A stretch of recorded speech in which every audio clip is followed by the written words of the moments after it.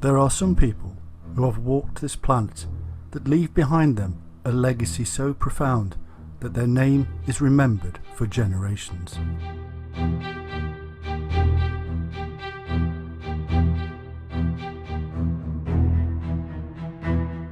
They affect society and draw around them followers.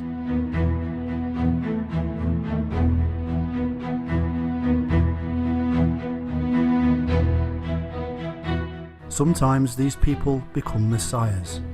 Sometimes they become serial killers.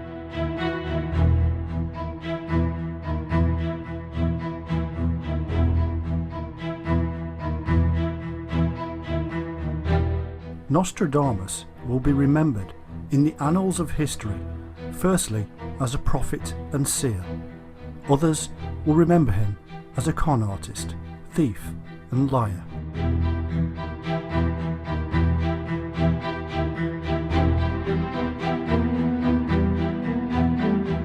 As is ever the case, it is often a matter of belief.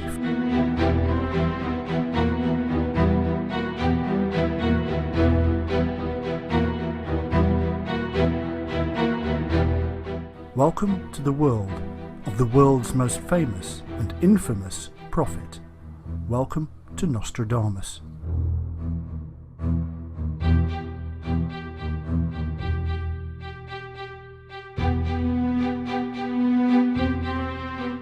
Nostradamus was a physician who believed he could predict the future.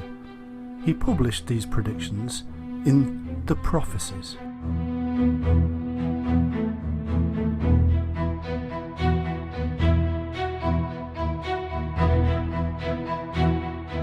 Some believe they have, or will, come true. Others believe that they are the ramblings of a madman, or even a method of making money.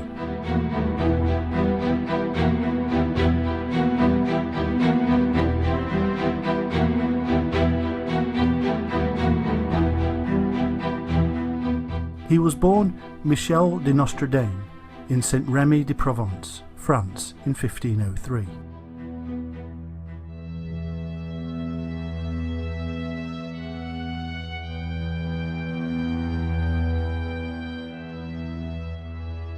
He was one of 9 children. His parents were Rainier de Saint-Rémy and her husband James de Nostradamus, who was a grain dealer and a notary of Jewish descent.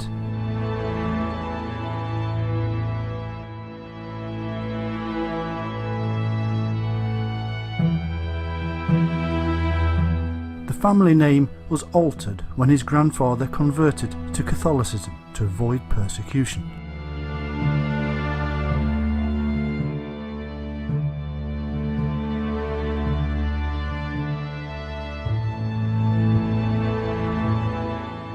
We know very little about his childhood, other than he seems to have been fairly intelligent and did well in school.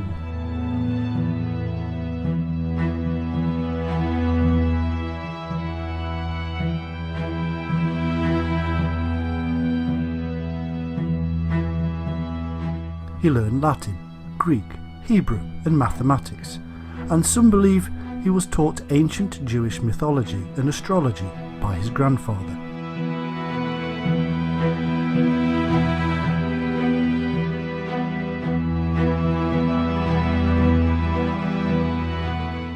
It is said he studied medicine and became a doctor. The story goes that he treated plague victims in France and Italy. The tale gets more interesting when we read that he had a kind of psychic awakening and started to practice the occult and astrology.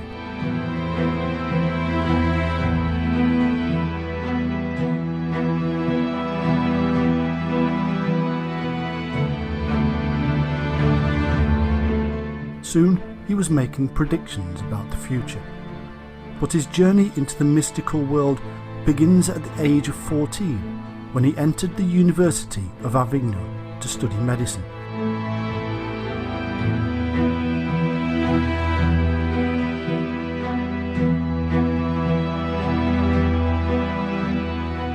After only 1 year, he was forced to leave because of an outbreak of the plague.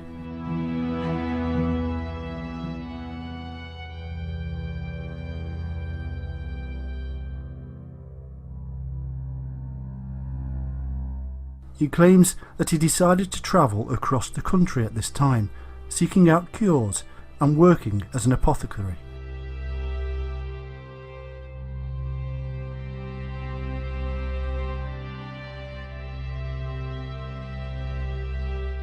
By 1522, he was once again back in university. This time he was in Montpellier to try and finish his doctorate in medicine.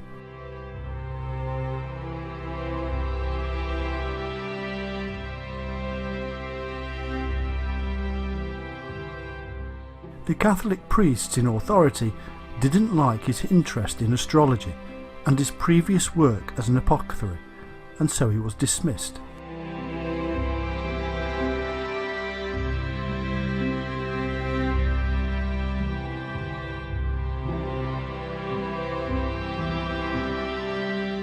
Other accounts state that he in fact did finish his doctorate in 1525, but this part of the tale is very sketchy and not to be trusted.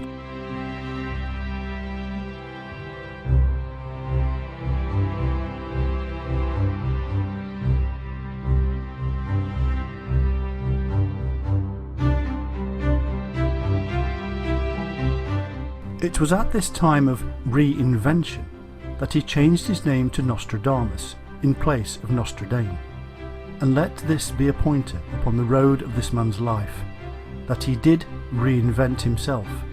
In fact, he created himself. He wrote his own biography as he moved along, and so be careful of what you are told about the man.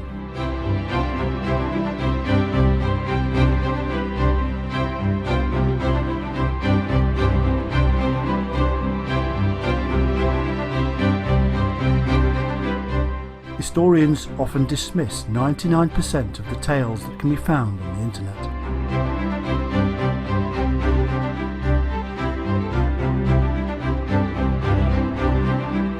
For the next few years, Nostradamus travelled throughout France and Italy. We are led to believe that he wandered around treating the people of plague.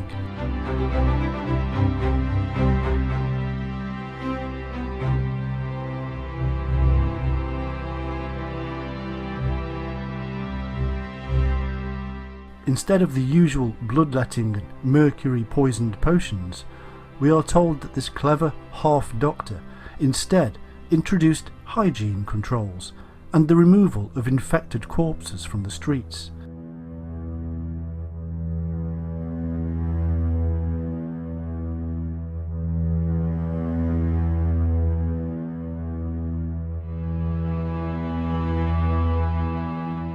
He invented a rose pill, which was a lozenge made of rose hips, which is now known to be high in vitamin C. It may have aided those with minor plague symptoms.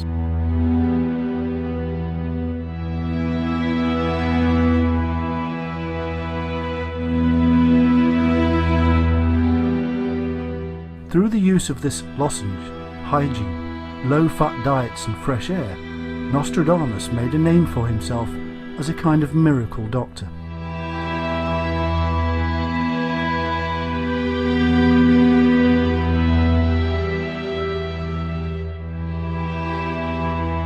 Soon, the money started to roll in from the citizens of Provence, who appreciated his skills.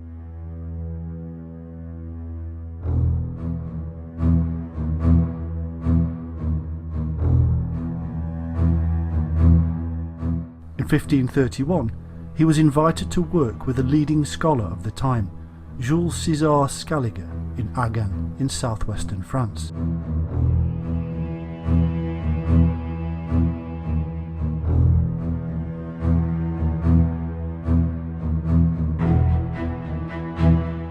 There he married, and in the next few years had 2 children.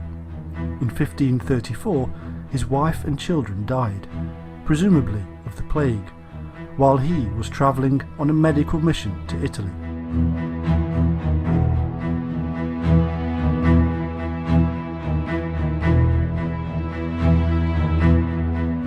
Not being able to save his wife and children caused him to fall out of favour in the community and with his patron Scaliger.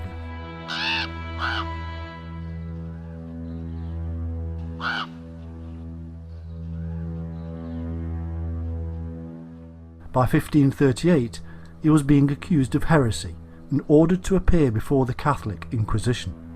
And so he duly escaped to Italy, Greece and Turkey for a few years to let the heat dissipate.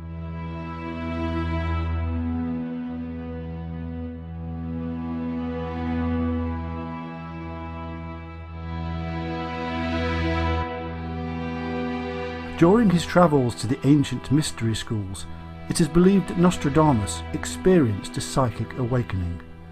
One of the legends of Nostradamus says that during his travels in Italy, he came upon a group of Franciscan monks, identifying one as the future Pope. The monk, called Felice Peretti, was ordained Pope Sixtus V in 1585, fulfilling the prediction of Nostradamus.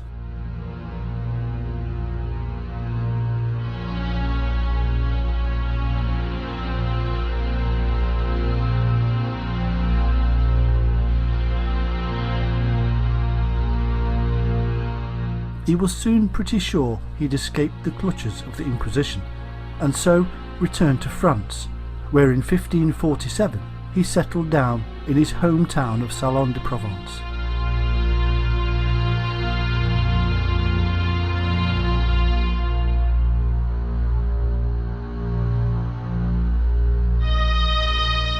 He then proceeded to cleverly marry a wealthy widow called Anne Ponsard.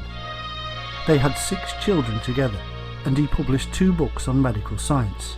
Things were looking good.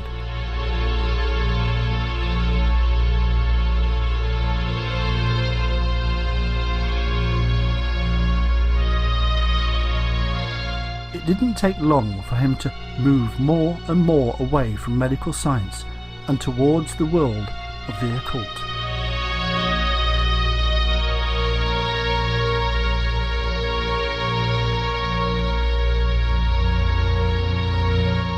The story goes that he would spend many hours alone in his study, staring into a bowl of clear water, whereupon he received his visions of future events.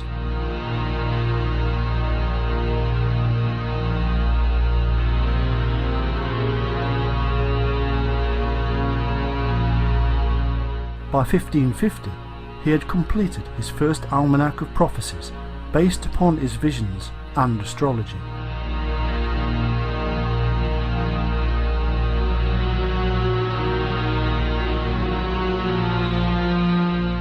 He was in fact cashing in on one of the most popular genres at the time. Almanacs were used for all manner of things, from farmers and merchants to just pure entertainment.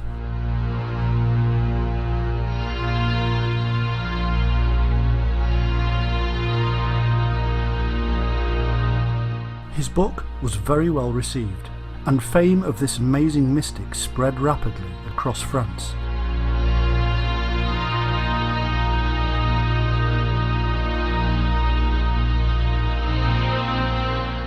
And so he wrote more.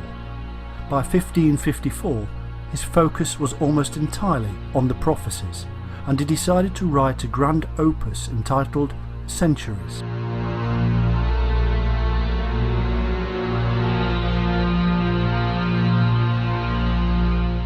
The plan was for 10 volumes, which would contain 100 predictions forecasting the next 2,000 years.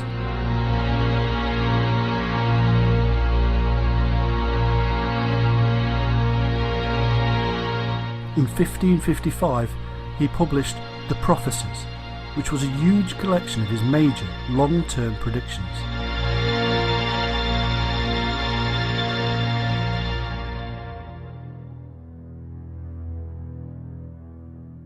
He claimed that the obscure nature of his prophecies was in order to avoid the scrutiny of the Catholic Church.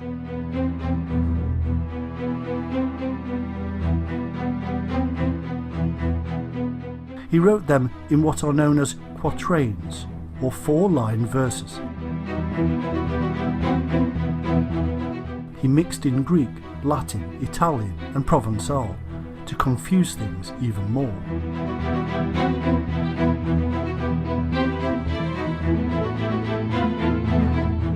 They were a kind of clever 16th century puzzle book that allowed readers to see almost anything they wanted to. A win-win situation.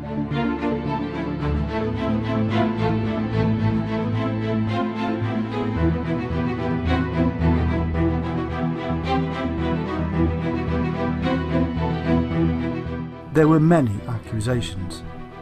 Some said he was the servant of the devil, and others said he was either a fraud or simply insane, but his followers grew and grew.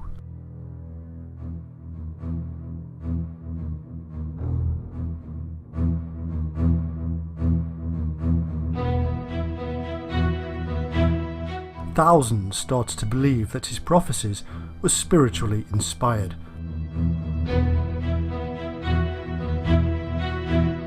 Soon, the elite across Europe began to demand his books and presents.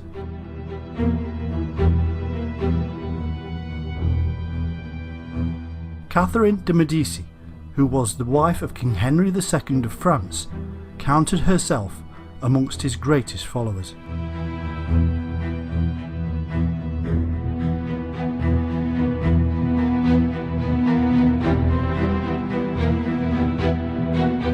His 1555 almanac hinted at a great threat to the royal family, and so he was summoned to appear before Catherine in Paris to explain himself.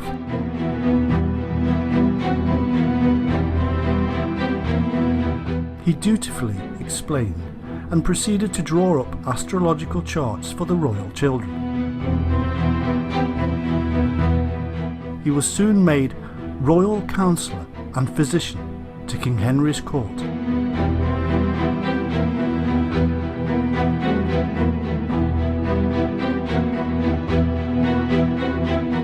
Nostradamus also explained to the royals that one of his previous predictions from the book Centuries ONE told of a young lion who would overcome the older one on the field of battle.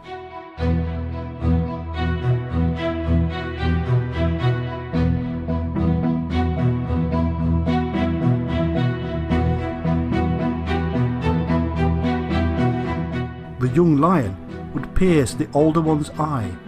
He explained that in truth he wanted the king to avoid a jousting match. Alas, 3 years later, King Henry, then 41 years old, died when jousting and a lance pierced his eye and entered his brain. He died an agonising death 10 days later from infection.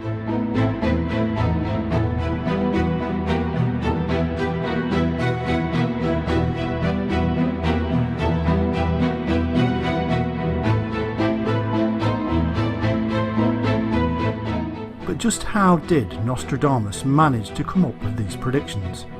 Well, he claimed that he used what is known as judicial astrology. This is when future events can supposedly be predicted by calculating the relationships between stellar bodies and the Earth.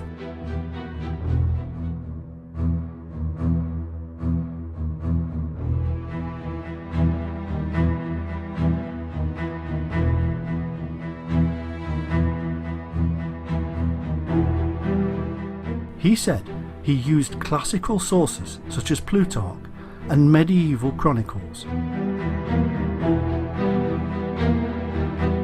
This may in fact be true, because modern historians claim that what Nostradamus really did was to steal ancient end-of-the-world prophecies from places such as the Bible, and then, using his astrological readings of the past, he simply projected them forward.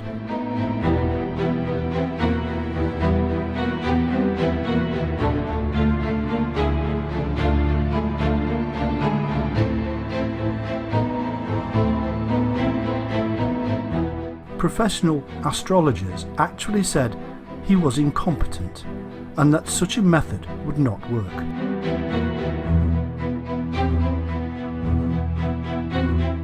His skills, however, did not help him with his own gout and arthritis, and in the last few years of his life he developed dropsy. This is known as edema, and it simply means that fluid accumulates beneath the skin and cavities of the body, and can cause heart failure. In June 1566, he knew the end was closing in and drew up a will, leaving almost everything to his wife and children.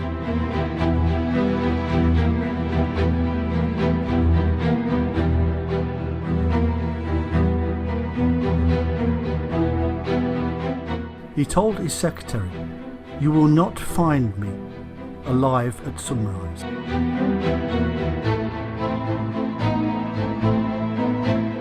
The next morning, he was reportedly found dead, lying on the floor next to his bed.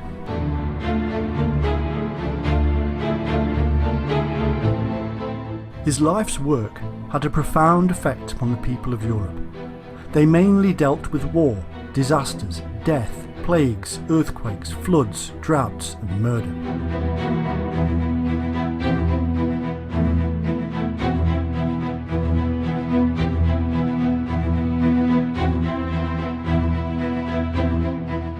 Thousands of followers across the centuries firmly believe that Nostradamus created the most accurate prophecies of any mystic throughout time. Others say he was nothing but a charlatan.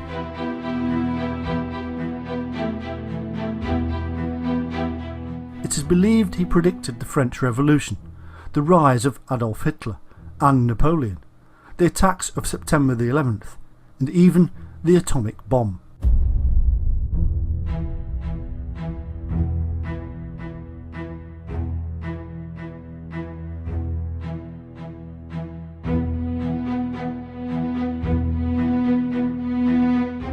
The beauty of the vagueness of his writings means that almost anything can be attributed to them. To this day, the works are being researched by adherents to see if they can discover future events.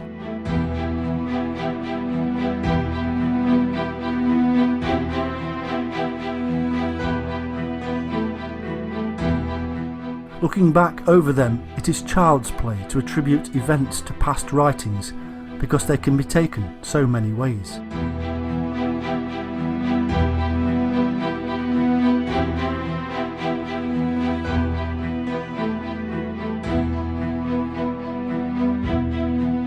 However, regardless of our 21st century analytical science, let us ask the question: is it possible that a mystic from the 16th century could somehow look into the future?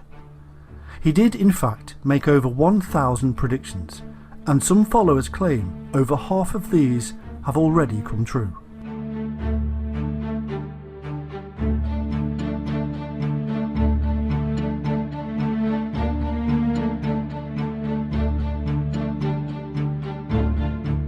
It's now time to investigate some of these to seek out the truth.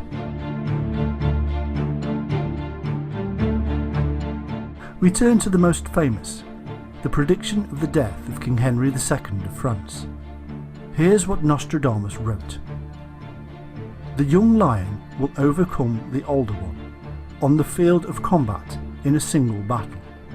He will pierce his eyes through a golden cage. 2 wounds made 1. Then he dies a cruel death."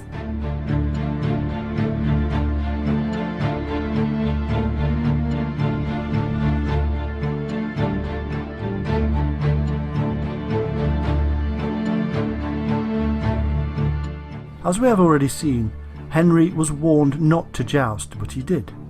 King Henry II, as the older lion, faced the Comte de Montgomery as the young lion. Both combatants had lions on their shields. In the final pass, Montgomery thrust his lance through the king's visor. The lance split into 2 shards, or, as Nostradamus said, the 2 wounds made 1. 1 went through Henry's eye and 1 through his temple.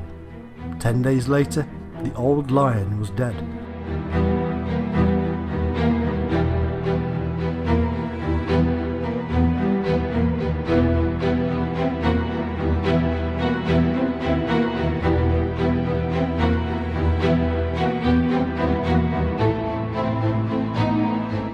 So what about another famous prediction, the Great Fire of London? Here's what Nostradamus said: "The blood of the just will be demanded of London. Burnt by fire, in the year 66, the ancient lady will fall from her high place, and many of the same sect will be killed.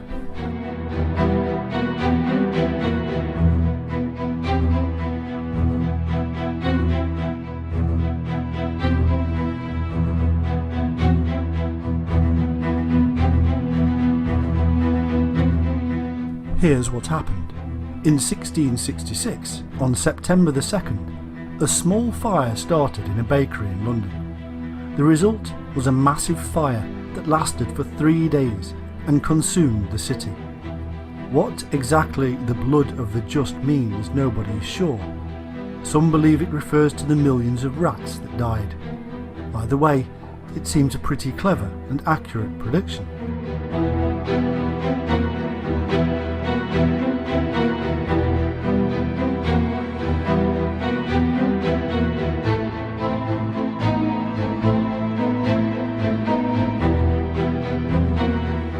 An even bigger and far-reaching prediction is that of the French Revolution. Here's what Nostradamus said. From the enslaved populace, songs, chants and demands, while princes and lords are held captive in prisons. These will in the future by headless idiots be received as divine prayers.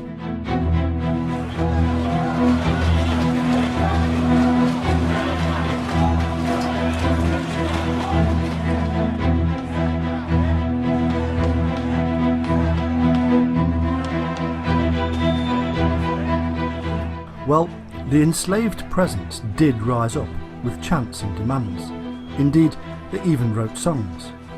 They took control of Paris because they had simply had enough of the way the aristocracy were treating them.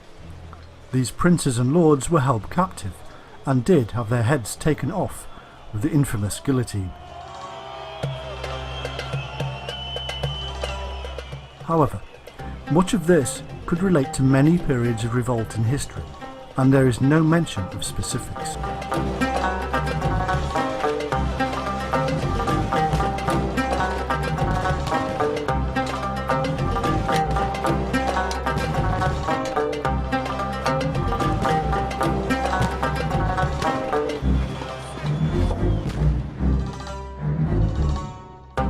So what about that famous Hitler prediction? Here's what Nostradamus said. From the depths of the west of Europe, a young child will be born of poor people. He, who by his tongue will seduce a great troop.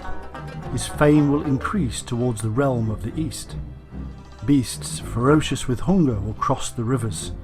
The greater part of the battlefield will be against Hister. Into a cage of iron will the great one be drawn, when the child of Germany's observes nothing.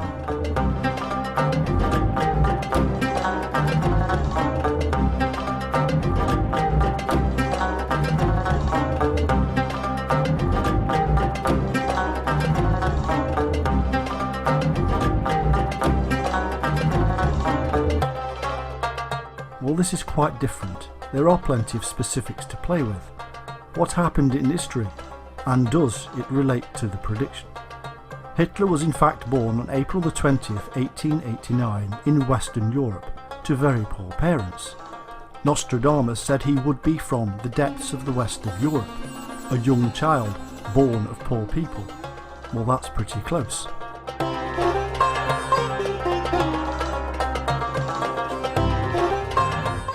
Hitler moved to Germany after World War I and did in fact rise to be a legendary leader through his amazing methods of speaking.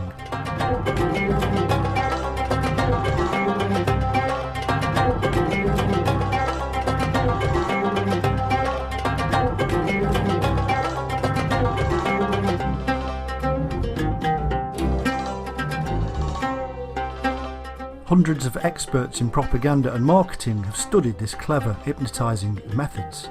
So when Nostradamus said by his tongue will seduce a great troop, he was pretty damn close.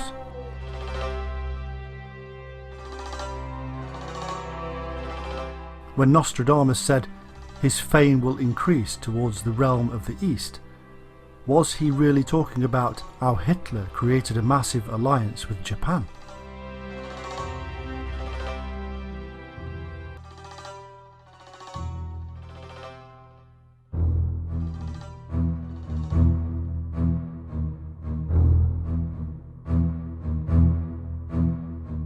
When Nostradamus said, "Beasts ferocious with hunger will cross rivers," was he really talking about the way the beasts of the German army crossed river after river to invade and conquer France and most of Europe?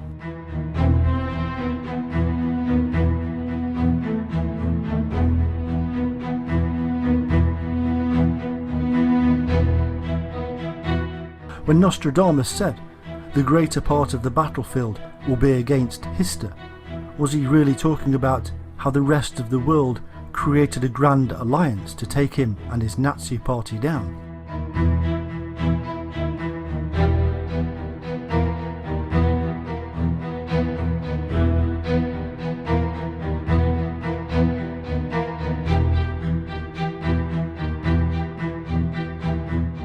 Apart from the obvious misspelling of Hister, this is a pretty clever set of links to something that Nostradamus could never have known about.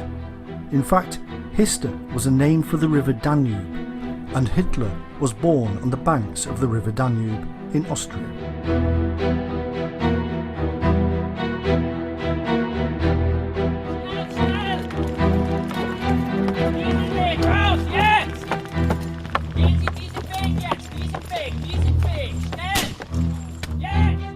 It is also claimed that Nostradamus predicted the atomic bomb.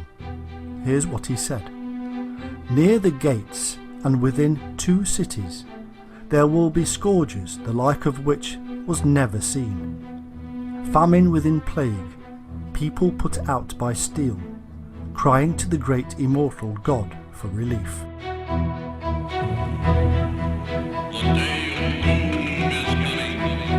Your blood will turn white. Your face will turn green. Your eyeballs will pop with passion. How can this really have anything to do with the atomic bomb? Well, in 1945, the USA did in fact drop 2 atomic bombs on Japan. In fact, 2 cities, Hiroshima and Nagasaki.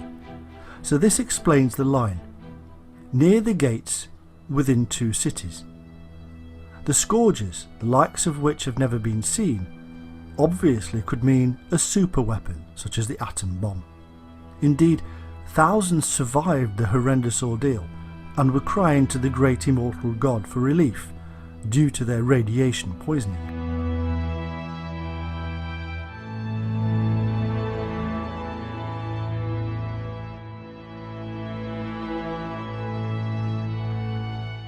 Even further into the future for Nostradamus were the murders of John F. Kennedy and his brother Bobby Kennedy. Many saw this golden family as modern-day royalty coming to the rescue of the USA, and the world in a time of Cold War and fear. They were truly seen by many as great. Here's what Nostradamus predicted. "The great man will be struck down in the day by a thunderbolt, an evil deed foretold by the bearer of a petition. According to the prediction, another falls at night time.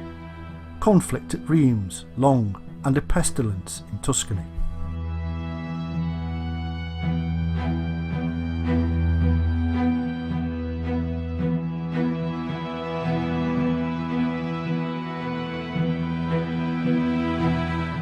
Well, the great man was struck down after receiving many death threats, deeds that were foretold. On November the 22nd, 1963, JFK was gunned down as if by a thunderbolt. 5 years later, Bobby Kennedy was killed just after midnight, or, as Nostradamus said, another falls at night time.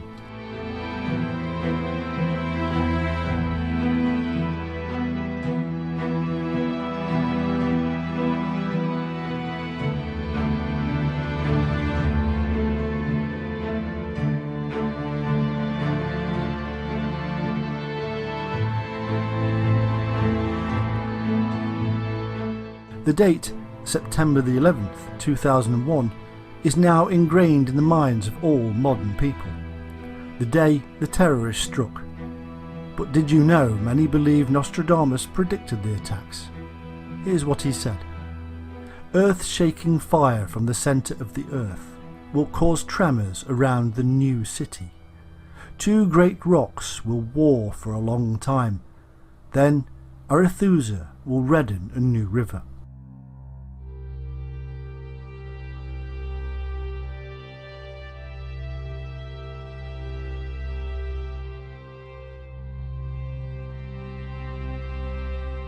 This is claimed to actually be about 911. In fact, it is slightly twisted by modern conspiracy theories. The original quatrain reads, "Sea of fire at the world's centre, the tower of the new city will tremble. Two great blocks will be at war for a long time. Then Arethusa will redden a new river." Yes, two towers were taken out by terrorists, or as the followers believe, the two great rocks.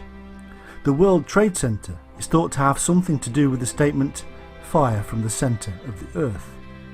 The problem here is when Nostradamus wrote these, there was a new city, and it was Napoli, which lies between two great and powerfully dangerous rocks known as volcanoes. He was in fact simply talking about earthquakes hitting Napoli, as they often have. This often causes the sea to rise and redden. Arethusa was in fact a Greek water nymph that would rise, nothing more.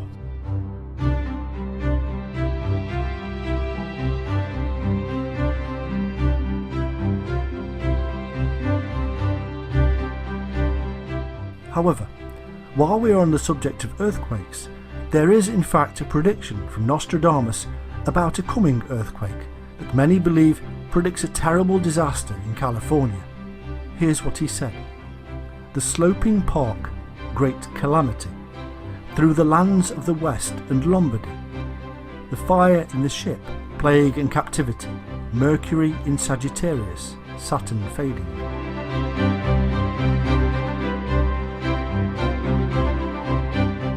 This may not yet have come true. Followers have to decide what it may mean. The sloping park, great calamity, is thought to literally mean earthquake, sloping earth causing calamity.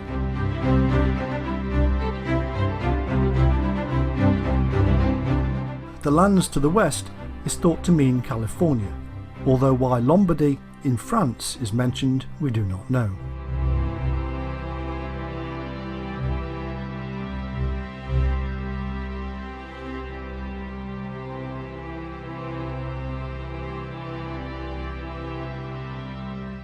The fact remains that this could simply be yet another one of the 1,000 predictions that are so obscure they could mean almost anything from any period in history.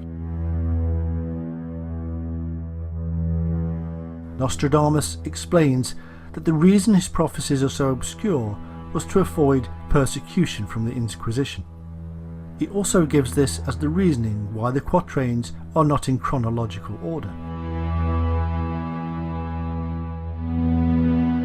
Nostradamus left his predictions in the form of almost 1,000 four-line verses called quatrains and a collection of six-line verses called sixteens. The prophecies are not sequential by date, which makes it easier to attribute any of them to any tale you want from any period. Although there are many coincidences, it does not prove accurate prophecy.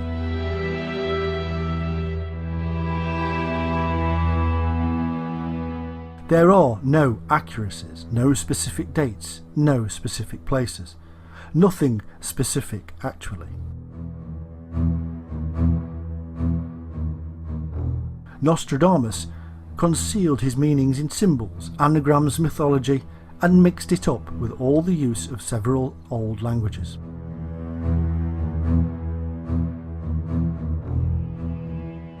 He combined three languages, mixed it all together with symbolism and cryptic messages, and then put them in four-line verses.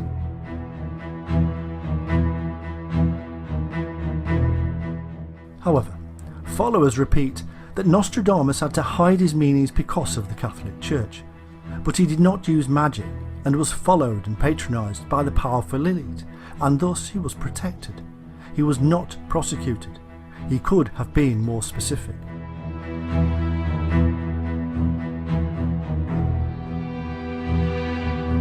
Followers also say that his visions into the future must have been so confusing to a man of the 16th century. Seeing the technology of the 21st century would have confused him greatly, they say.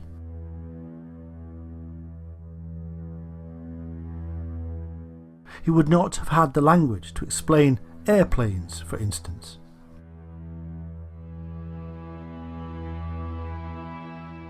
In short, his use of language was chaotic and obscure.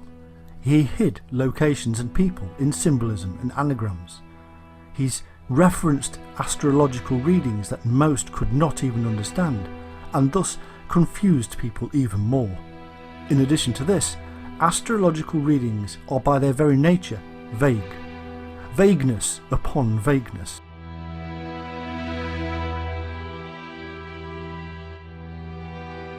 However, we have seen some of the past events that Nostradamus supposedly predicted. Are there prophecies for our future? There are indeed, and one of them is quite scary and speaks of the coming 3 Antichrists.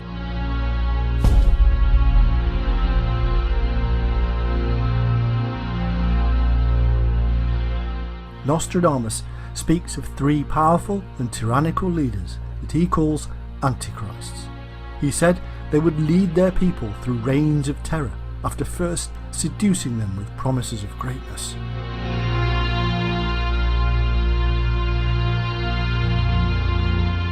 Napoleon is thought to have been the first of these antichrists.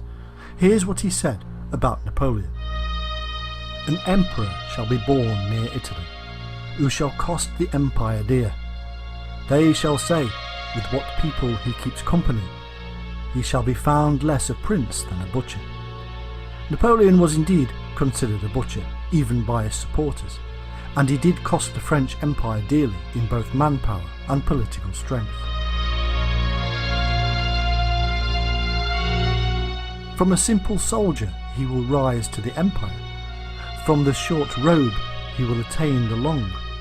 Great swarms of bees shall arise. Amazingly, when Napoleon became emperor, he took on the symbol of the beehive on his imperial crest. Was he a simple soldier? Well, he was born on the island of Corsica, which followers say is an unlikely place for a future emperor to emerge. Napoleon destroyed Moscow, and some believe that is what Nostradamus was pointing to when he wrote, "A great troop shall come through Russia. The destroyer shall ruin a city."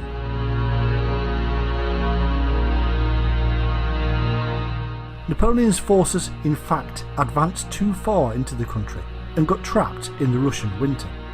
Napoleon had to retreat, and this is what Nostradamus said. The rear guard will make defence. The exhausted ones will die in the White Territory.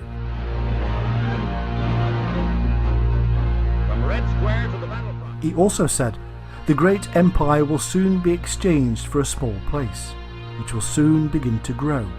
A small place of tiny area in the middle of which he will come to lay down his sceptre. The captive prince conquered is sent to Elba. He will sail across the Gulf of Genoa to Marseille. By a great effort of the foreign forces he is overcome. Though he escaped the fire, his bees yield blood by the barrel. Amazingly, Napoleon was exiled to the small island of Elba, from which he escaped for 100 days. After a defeat at Waterloo, he relinquished all power for exile on tiny St. Helena.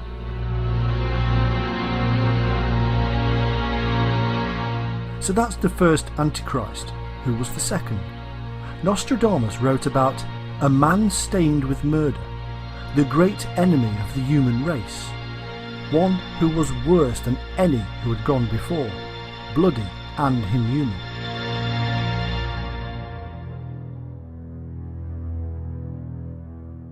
Most followers of Nostradamus agree that he was referring to Adolf Hitler. We have already heard the following quatrain about Hitler. Out of the deepest part of the west of Europe, from poor people a young child shall be born, who with his tongue shall seduce many people, his fame shall increase in the Eastern Kingdom. Born to poor parents, powerful speaker, uniting with Japan. But Nostradamus also tells us about Hitler in other ways. Here's what he said. He shall come to tyrannize the land. He shall raise up a hatred that had long been dormant. The child of Germany observes no law. Cries and tears, fire, blood and battle. A captain of Germany shall come to yield himself by false hope, so that his revolt shall cause great bloodshed.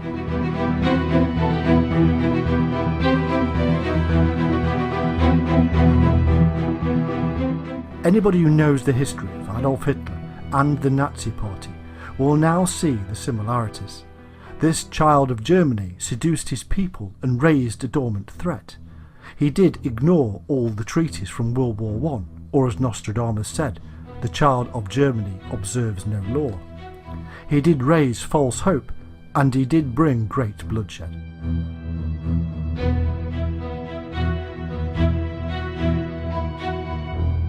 One thing we know is that the death of Hitler has been surrounded in mystery.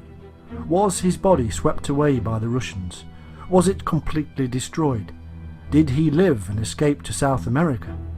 Nostradamus supposedly predicted the rise, life, death, and uncertainty of the evil Hitler. Here's what he said. Near the Rhine, from the Austrian mountains, will be born a great man of the people, come too late, a man who will defend Poland and Hungary, and whose fate will never be certain.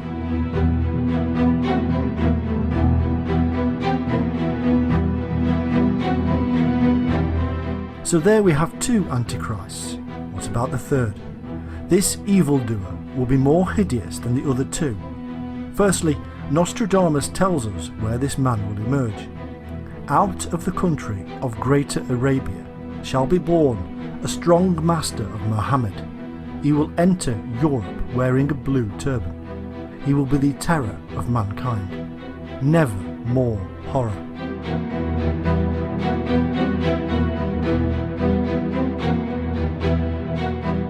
To our modern Western ears, this sounds like some kind of terrible Islamic terrorist. From Greater Arabia, a strong master of Muhammad, entering Europe, and he will be the terror of mankind. Scared yet?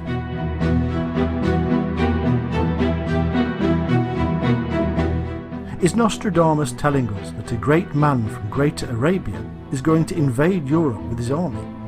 But what will be the outcome? Well, he explains. In the year 1999 and 7 months, from the sky will come the great king of terror. He will bring back to life the king of the Mongols, before and after war reigns. Of course, there's a problem here with the date, isn't there?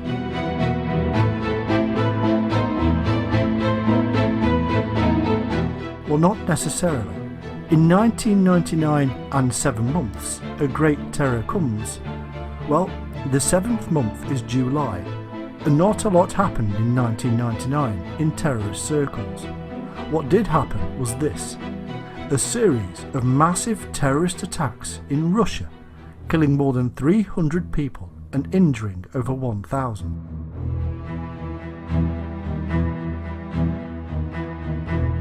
The official Russian investigation of the bombings was completed in 2002 and concluded that all the bombings were organised and led by a Russian who remains at large, and ordered 2 infamous Islamic warlords who have since been killed.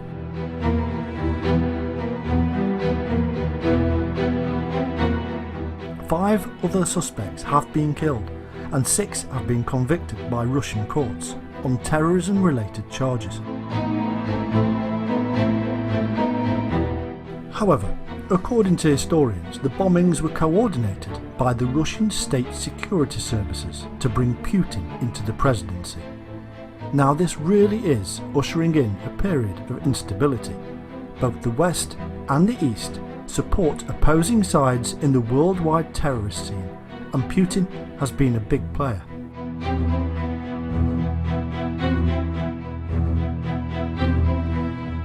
Is he the third Antichrist, helping to bring Arabian terrorist army into Europe?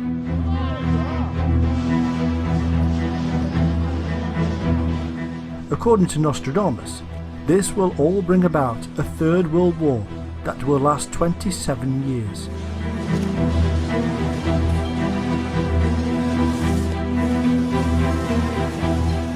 The world will come face to face with its final destruction. Here's what he says. The sky will burn at 45 degrees. Fire approaches the great new city. So 45 degrees latitude and a new city. This is New York.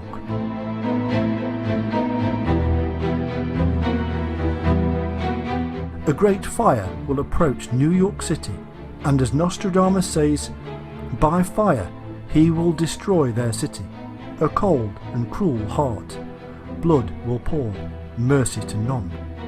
Doesn't sound too good, does it?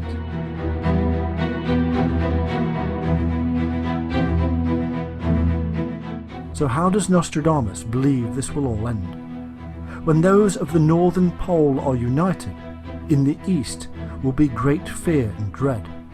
One day the two great leaders will be friends. Their great power will be seen to grow. The new land will be at the height of its power. To the man of blood, the number is reported. So basically, Nostradamus is telling us there will be a peace between East and West. This new land is what they knew as America, and the countries of the northern pole is quite possibly Russia.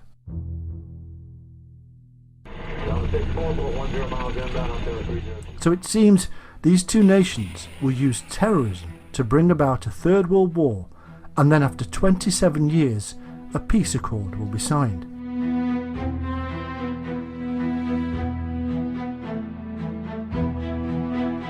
Of course, all of this is wide open to interpretation. Things just aren't specific, and we have to make huge assumptions. So-called experts have been doing this for centuries.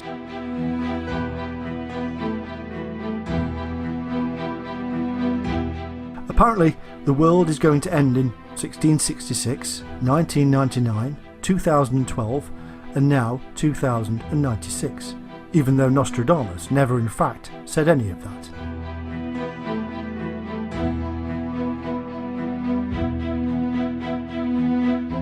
In fact, he said we would overcome and survive. He even said that we could change the course of these events if we wanted to.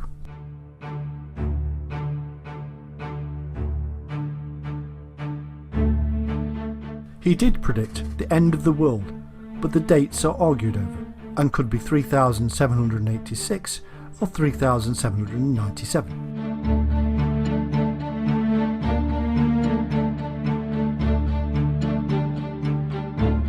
Before we get carried away by all of this, we have to remember that the man was not at all what he seemed, and that his prophecies were so vague they can and have been twisted and turned with every passing year.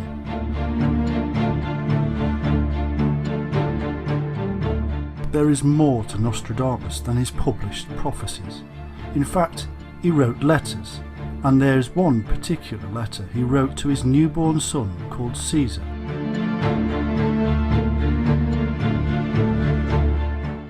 In this letter, he wrote about future events and the end of times. He predicted that the world would go through a series of great floods. These floods would end in a great catastrophe for mankind. A huge comet storm would hit planet Earth.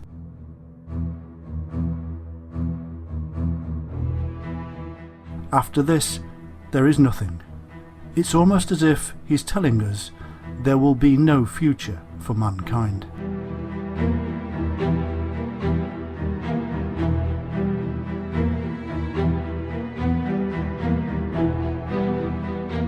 Never in the history of mankind has there been a time when this could possibly come true.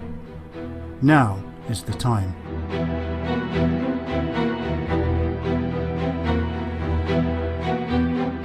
Humanity has caused such utter calamity and destruction on our beautiful planet that we have in fact instigated our own death.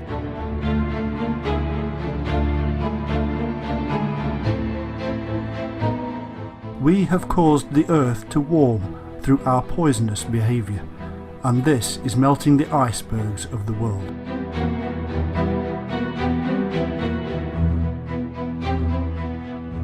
The seas are rising, coastal regions are disappearing at alarming rates, and the poisoned oceans of the world are heading our way.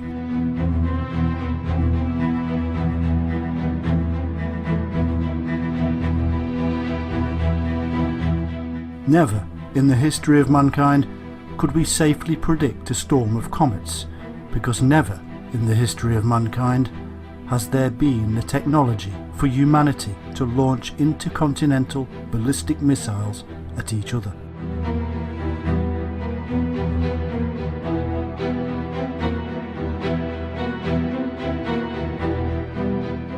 To a man from the 16th century, such things would appear to be comets, great streaming strands of fire and smoke falling down to earth before our eyes and bringing the end of mankind as we know it.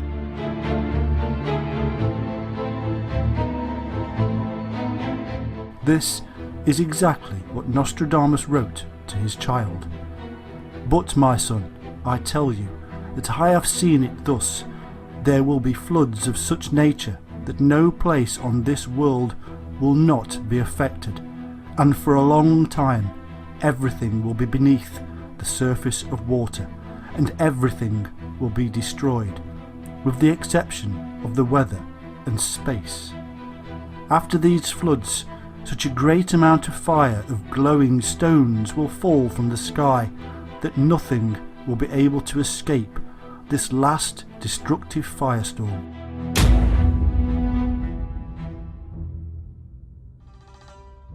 The problem is that the dating is difficult.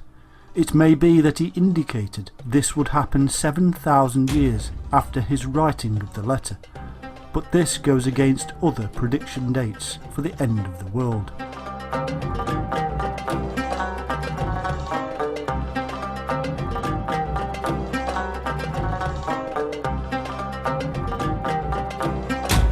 Again, the vagueness causes problems.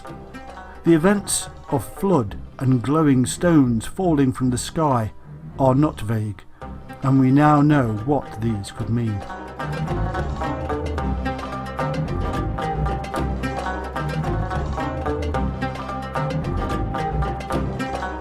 There are, though, more clues about the end times when we return to his prophecies about the third Antichrist.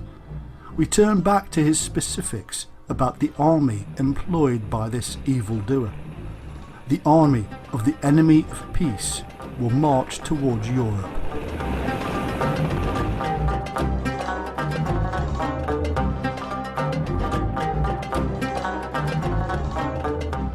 They will emerge from the south of Russia, and through Turkey they will invade Europe. This army will also have a naval counterpart that Nostradamus called the Libyan fleet. It will move into the Mediterranean, and there will be a massive naval war in the Adriatic.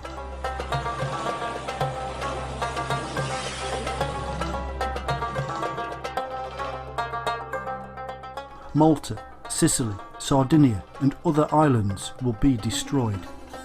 Again, never in the history of mankind has there been such firepower with the ability to wipe out islands until now.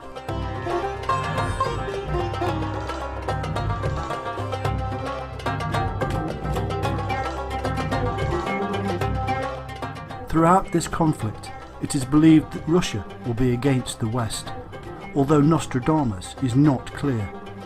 He does state that the Russians will be friendly with the West eventually, and that their leader will be the one who will set things right. The reason for this is because Russia soon realises that they need to ally themselves with the West in order to defeat the Easterners.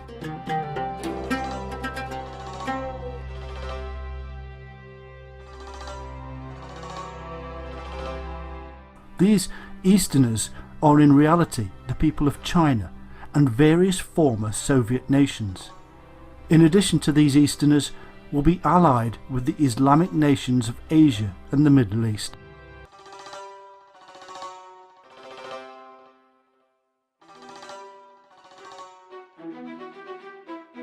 so it appears the West and Russia will be at war with the East in a clear divide of ideologies and religions.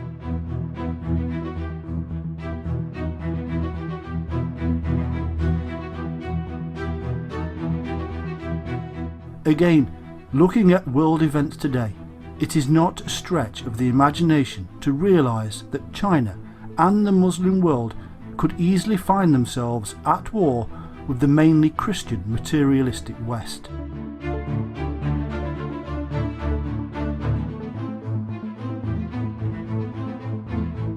There are already so many issues that could spark international conflict.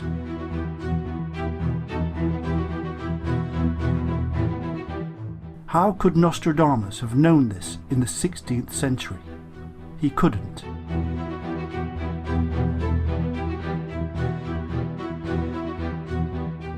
It seems that this third Antichrist will bring the non-destructive nations against the armies of Christ, and he also states that the Christians will be faced with terrible persecution and tortures.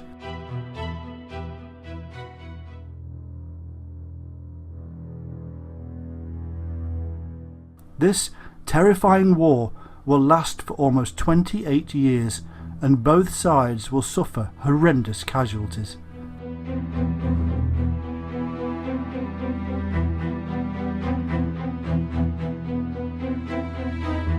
Our cities will be struck by these large shining rocks that fall from the sky. In other words, ballistic missiles will strike New York and other major centres.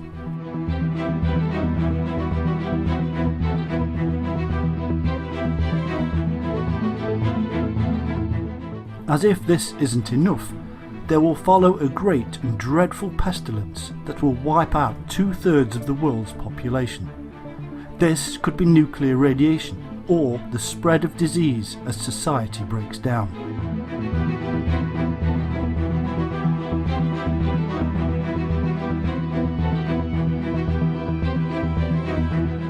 There are various dates all of this could happen. The next is 2024, and roughly every 2 years following that. As Nostradamus tells us, it all depends on the actions we take now.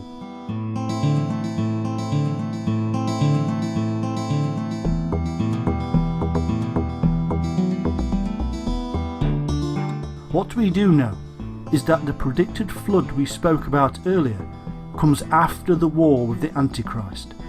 Global warming will melt the ice, bring about widespread rainfall, and following this, more breakdown of society and spread of disease.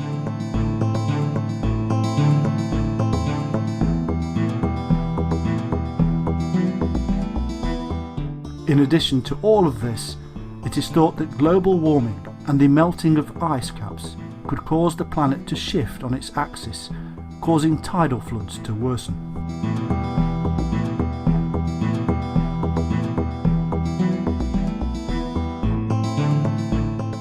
Our position in the solar system would even alter and cause us to move even closer to the Sun.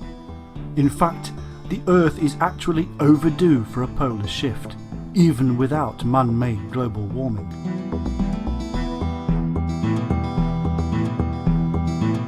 There is absolutely no way a man from the 16th century could have known about any of this. He had some way to see into the future.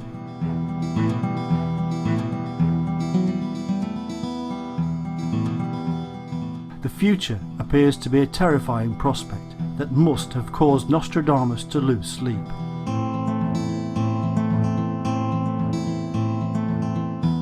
There is no wonder that he tried to tell us.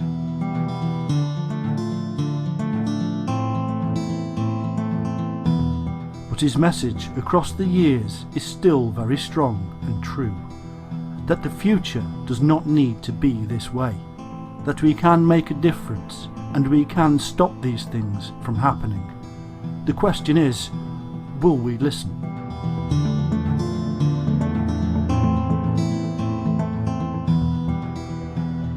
From a dark age, the light of prophecy shines forth. From deep in the bowels of a divided Europe, emerge stark warnings to mankind that resonate within us even now.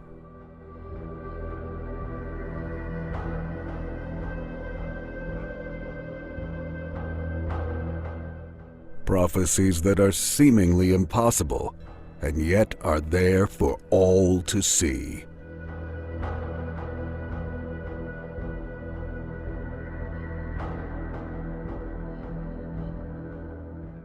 The outbreak of a worldwide pandemic, the death of Queen Elizabeth, the invasion of Ukraine, global warming, terror attacks, world war, and the end of times.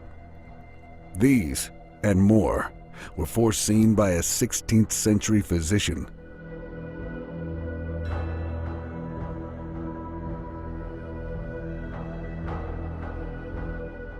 Indeed, we are told that a coming war, starting in Europe, will engulf the globe and cause catastrophic numbers of deaths. The materialistic Christian West will do battle with the united forces of the East and the Muslim world, following a Russian invasion of Europe. Ballistic rockets will rain down upon us all. Are we ready for the truth?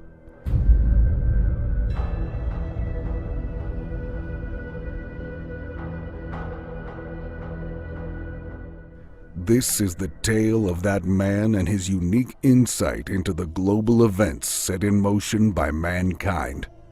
This is the story of the end of the world and the man we know as Nostradamus.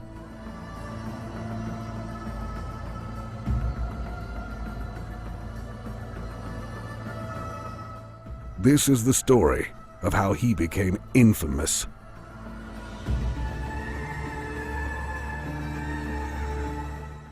Nostradamus was a French astrologer and physician whose prophecies earned him fame and a loyal following during his lifetime. In the centuries since his death, people have credited him with accurately predicting pivotal events in history. From the French Revolution to the rise of Adolf Hitler and the terrorist attacks of September 11, 2001. Some have even said the 2020 coronavirus pandemic was predicted by him.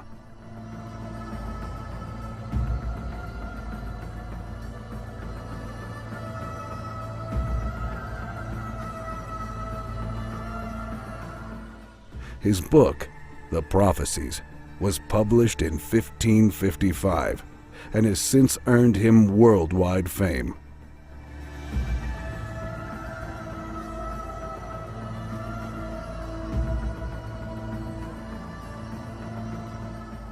According to Nostradamus, the world is slated to end in the year 3797.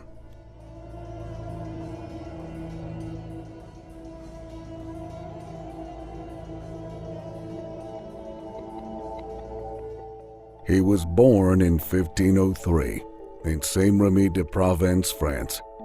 He is known as Nostradamus, the apothecary and seer, who published his collections of prophecies. From the rise of Adolf Hitler to the nuclear destruction of Hiroshima and Nagasaki, from the terrorist attacks of 2001 to the end of the world, Nostradamus has always been there. But all of these prophecies were discovered after he died, after he had written them down, and after the events. Now, though, his quatrains are predicting our own immediate future, the fall of technology and the almost total destruction of mankind as we know it, the rise of a huge Islamic army led by the Antichrist that will begin a third world war, the invasion of the West by the Chinese hordes. All of these and more are being discovered in the writings of a man from 16th century France.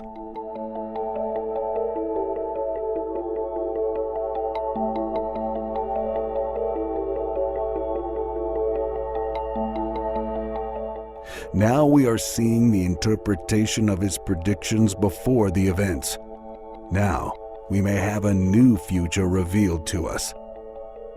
The question is it true? Are we about to witness the most cataclysmic era in mankind's history?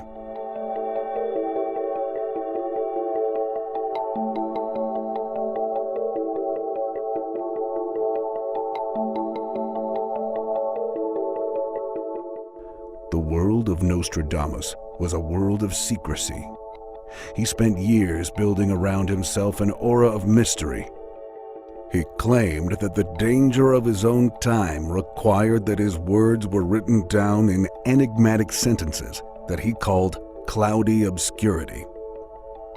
In 1558, a text stated about Nostradamus that he was, quote, a certain brainless and lunatic idiot who is shouting nonsense and publishing his prognostications and fantasies on the streets, end quote.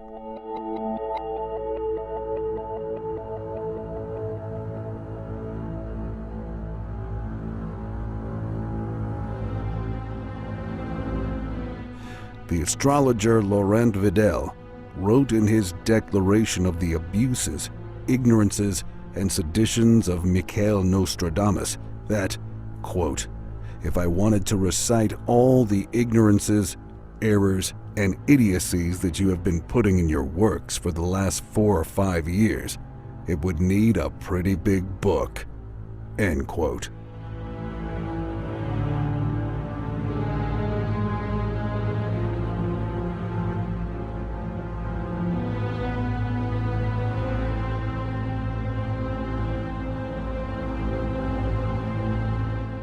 Ever since the publication of his first book in 1555, it has almost never been out of print. It is said he predicted worldwide events, births, catastrophes, and even world wars. Most academics say that any associations with real events and the prophecies of this 16th century man are purely coincidental, mistranslations, or are so thin that it takes nothing to make them snap.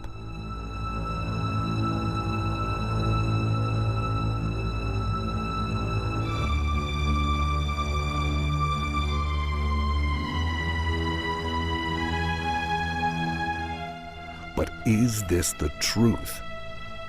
As we are now well into the 21st century, could there be prophecies that have new meaning? Could there be new science to explain just how Nostradamus predicted the future? Indeed, there are predictions that he made and which are fast approaching. Better now to know the truth then.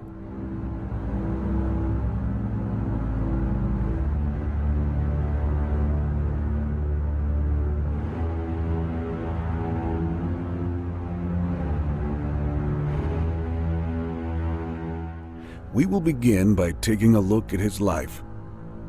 Michael de Nostradamus was one of at least 9 children of the notary Jean de Nostradamus and Renière, the granddaughter of a physician in Saint-Remy. His father's family had been Jewish, but had converted to Catholicism and taken the surname Nostradamus, meaning Our Lady.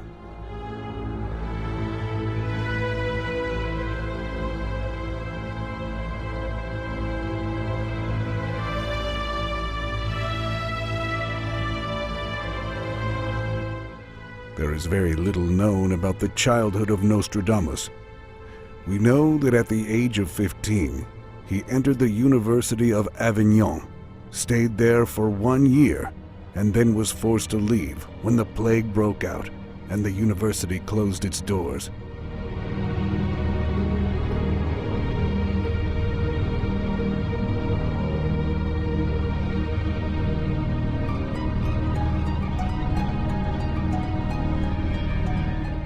According to the accounts of Nostradamus, he then proceeded to travel the countryside for 8 years as he researched herbal remedies.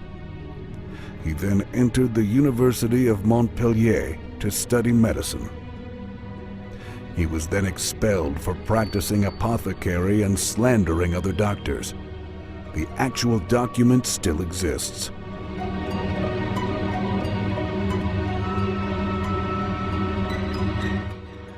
And so, even though his publishers would call him doctor. The truth is, he never made it.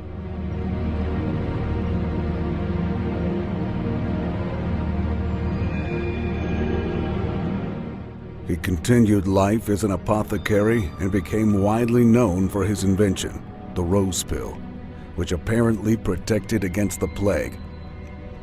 Nostradamus traveled throughout France and Italy, treating victims of the plague. There was no known remedy at the time.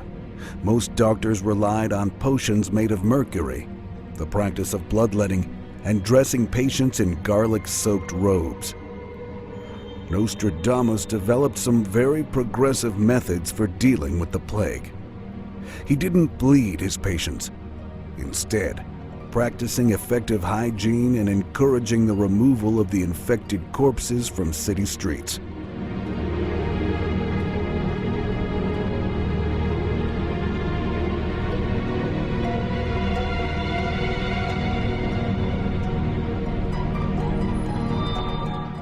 He became known for creating a rose pill, an herbal lozenge made of rose hips, which is rich in vitamin C and which provided some relief for patients with mild cases of the plague.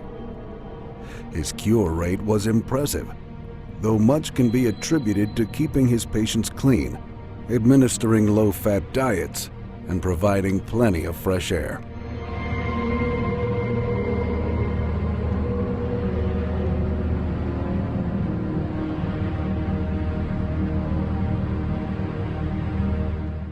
In time, Nostradamus found himself somewhat of a local celebrity for his treatments and received financial support from many of the citizens of Provence.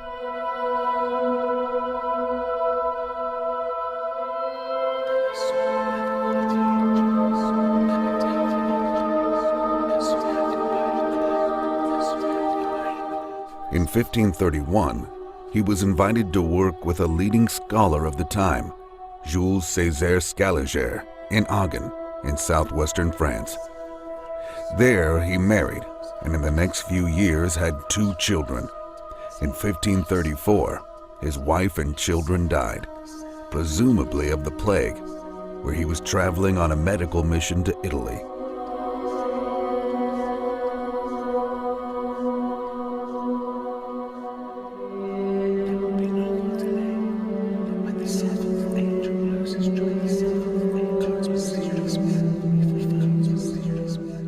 Not being able to save his wife and children caused him to fall out of favor in the community and with his patron, Scaliger. In 1545, he returned to France and became the assistant of a famous physician in his fight against the plague in Marseille. He then moved on to his hometown and region to do the same. In 1547, he finally settled down in Salon de Provence, married a rich widow named Anne Ponsarde, and had 3 sons and 3 daughters.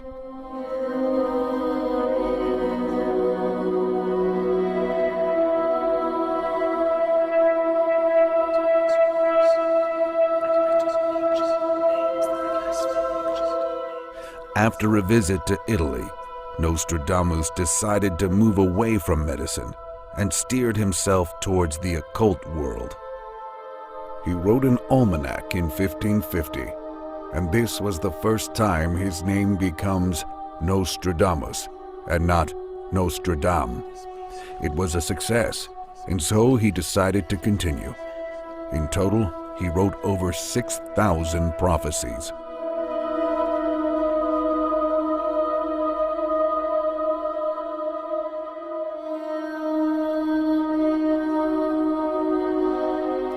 Soon, he was coming to the attention of the nobility, who began ordering their horoscopes and asking for psychic advice. He then proceeded to do something very strange. He would write a book containing 1,000 quatrains of undated prophecies. These are the prophecies he is now known for worldwide, and it is because these are undated that they remain open to interpretation in every generation.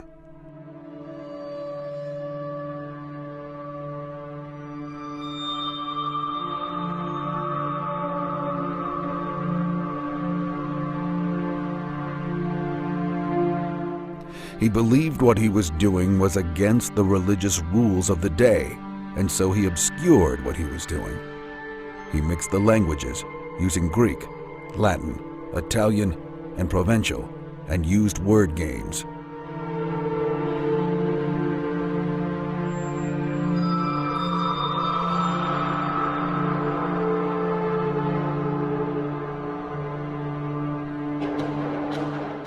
In truth, he would have had to have practiced magic to upset the Inquisition. Prophecy and astrology was permitted.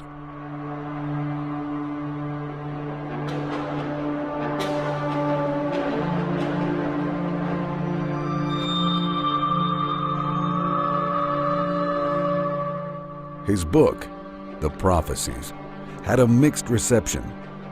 Some believed he was a servant of Satan. Others believed him to be insane, but others thought him enlightened. Many of these were from elite families, such as the Medicis.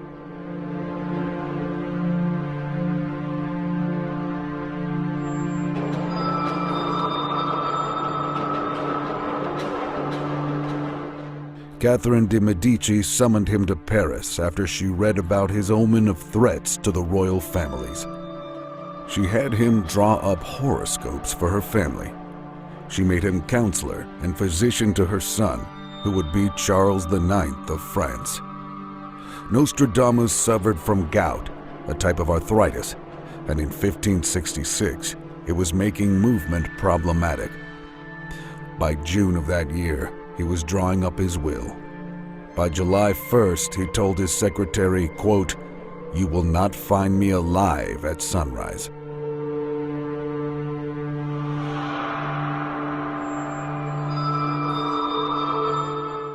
The following morning, he was found dead. It seemed this was one prophecy he definitely got right.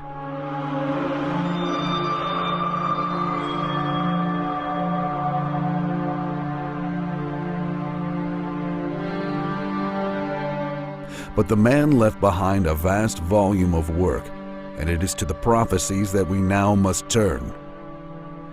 The French philosopher wrote 6,338 prophecies, suggesting when, where, and how our world will dramatically end.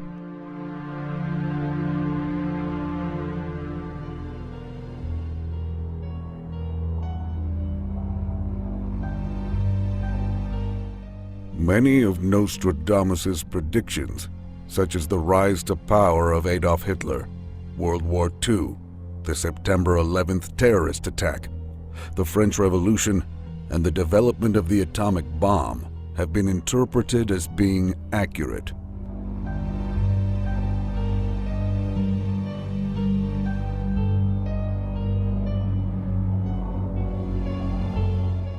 Nostradamus also appeared to have predicted the start of the coronavirus pandemic of 2020, according to believers.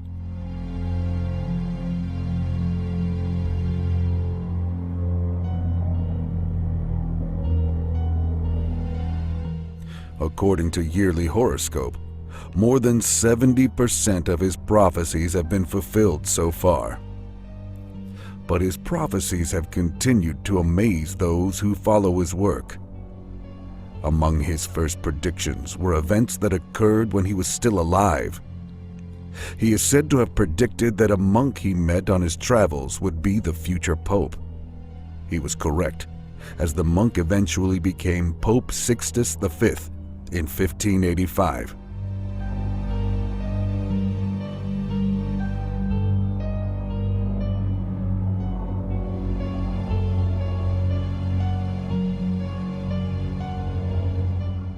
Nostradamus is also alleged to have predicted the death of King Henri II of France, saying in one of his quatrains, quote, "The young lion will overcome the older one on the field of combat in a single battle. He will pierce his eyes through a golden cage, 2 wounds made one. Then he dies a cruel death," end quote. King Henri II ultimately died during a ceremonial jousting match when he was stabbed through his mask in the face by his opponent, who was 6 years younger than him. Hence the reference to the young lion in Nostradamus's quatrain. Beforehand, Nostradamus tried to warn the king not to take part in any ceremonial jousting, but to no avail.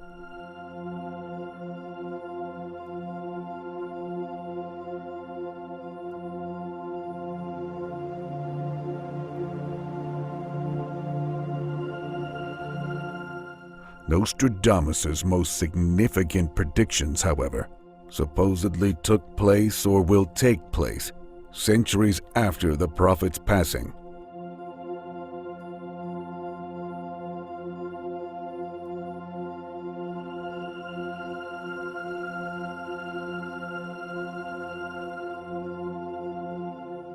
Experts suggest that he predicted the French Revolution of 1789.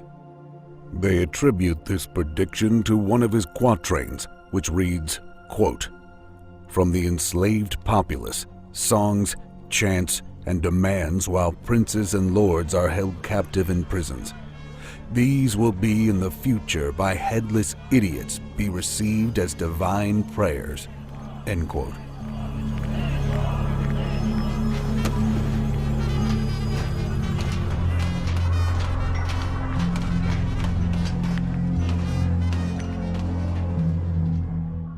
The French Revolution began with the storming of the Bastille prison. The masses, which Nostradamus had referred to as, quote, "the enslaved populace," end quote, rose to overthrow the French monarchy and establish the French Republic.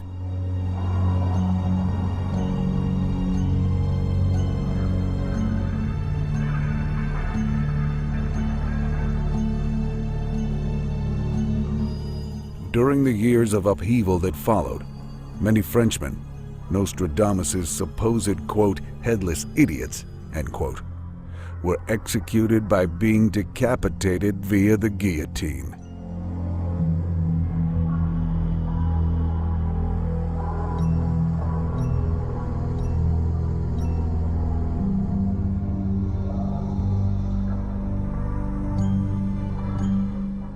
Another event that the French seer may have predicted was the rise of Napoleon Bonaparte, also referred to by Nostradamus experts as the first Antichrist.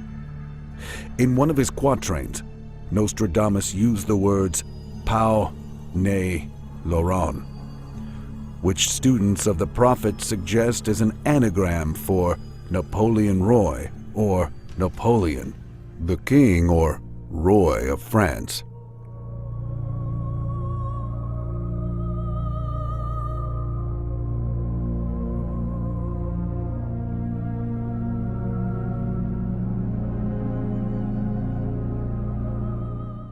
Napoleon would, of course, go on to conquer nearly all of Europe before his ultimate defeat and death in exile.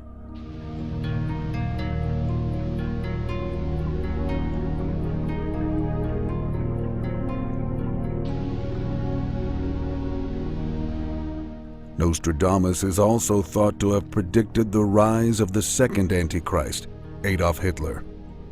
The prophet wrote, quote, "From the depths of Western Europe, a young child will be born to poor people. He who by his tongue will seduce a great troop. His fame will increase towards the realms of the East." End quote.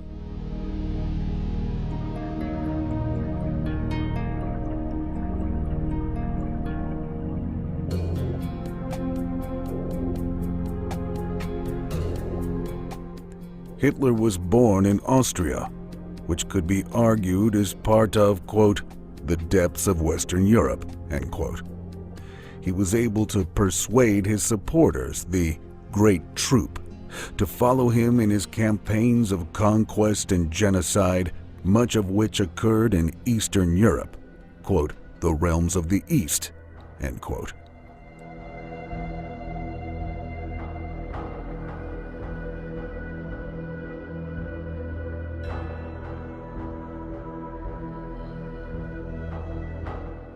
Nostradamus also mentioned the word "hister" in another one of his quatrains, which of course is similar to Hitler, though it may also refer to the ancient name of the Danube River near to where Hitler was born. And Hitler had another victory. He had hijacked 2 more countries. The world wondered and sometimes marveled at this man's efficiency.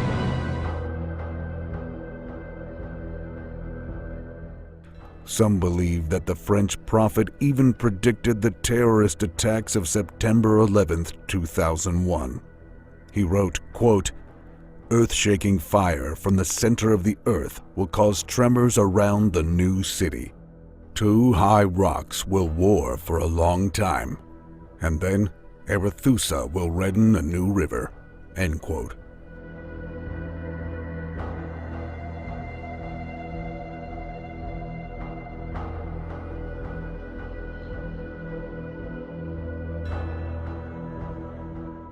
Proponents of Nostradamus' prophecies suggest that the new city he refers to is New York City, and that the 2 high rocks in the center of the earth refer to the 2 towers that constituted the World Trade Center.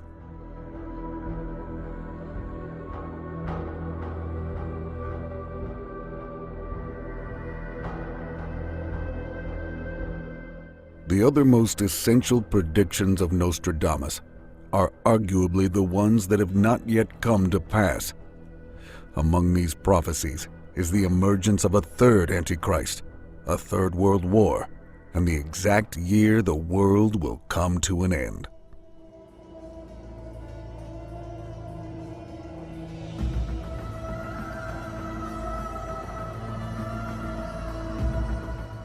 Here's what Nostradamus believers have interpreted from the entries in his book concerning recent times.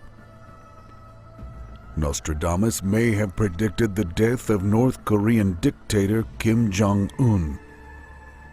In the 14th quatrain of Centuria 4, he wrote, quote, "The sudden death of the first character, it will bring about a change and may place another character in the kingdom." End quote.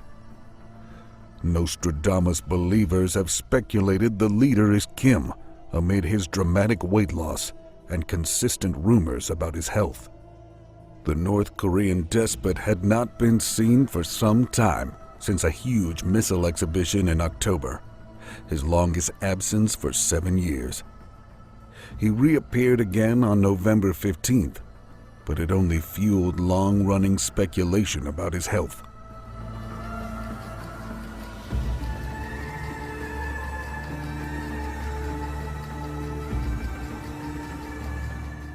The 3rd quatrain of Nostradamus' Centuria 3 is believed to forecast a huge earthquake in Japan.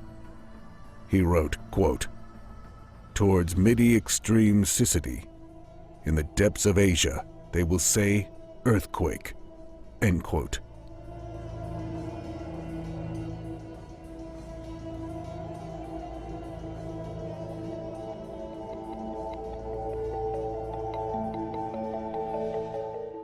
Indeed, if a quake did happen in the middle of the day, it could wreak terrible damage and death. On October 7th, an earthquake estimated at a magnitude of 5.9 at its epicenter rattled the greater Kanto region. While the damage was minimal, it was the strongest to hit Japan's capital since the earthquake and aftershocks of the tremor that devastated the Tohoku region on March 11th, 2011.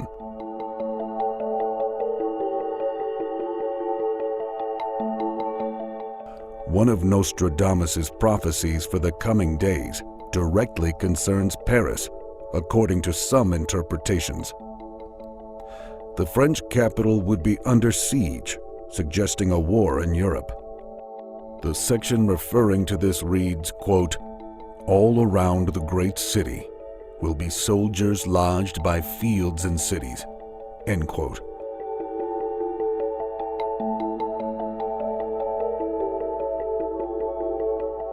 Chaotic scenes already came to the streets of the French capital amid riots over COVID restrictions, and there is no knowing what else may be around the corner. And of course, Paris was infamously attacked in 2015 by ISIS terrorists who killed 130 people. It was the deadliest attack on France since World War II.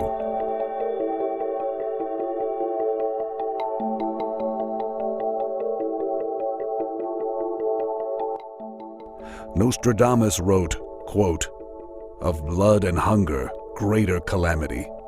7 times a prieste to the marine beach, monarch of hunger, place taken, captivity."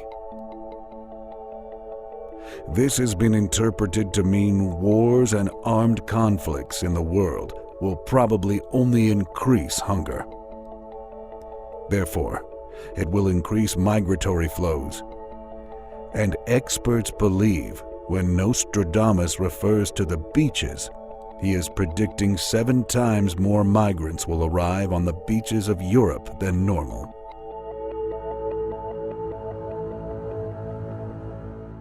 Immigration continues to be a major political debate in the UK and Europe, with many deaths in the English Channel.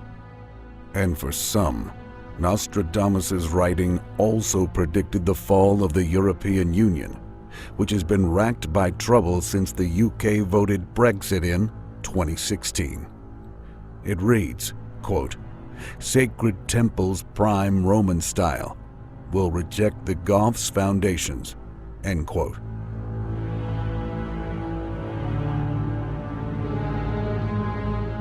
Interpreters point to the Treaty of Rome, ratified in 1957, essentially founded the Union. According to Nostradamus, it is claimed Brexit was only the beginning, and the whole European Union was fated to collapse in the near future. It has already been suggested Poland could be the first country to follow the UK out of the bloc after a row between Warsaw and Brussels.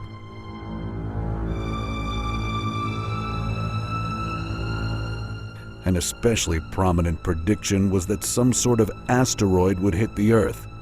Quote, "Fire do I see that from the sky shall fall," end quote.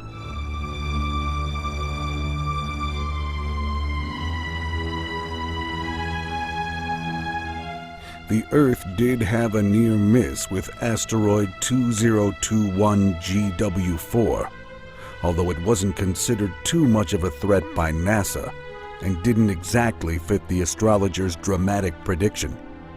However, NASA have been throwing spaceships into asteroids in order to predict how best to bounce them away from the Earth. Why would this be? Because it is predicted that there are rogue asteroids heading our way.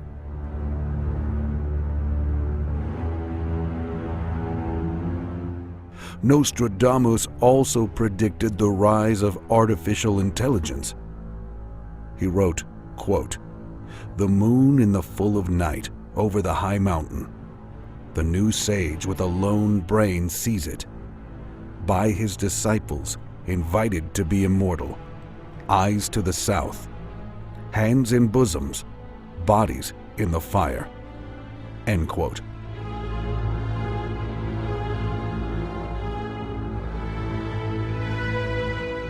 Obviously, the new sage with a lone brain is believed to be a reference to artificial intelligence, and we end ominously with bodies on fire.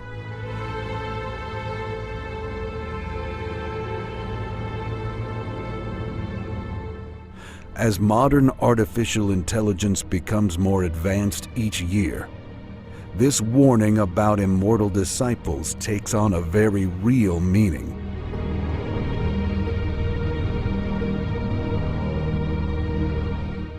Indeed, Stephen Hawking has warned that artificial intelligence could end the human race.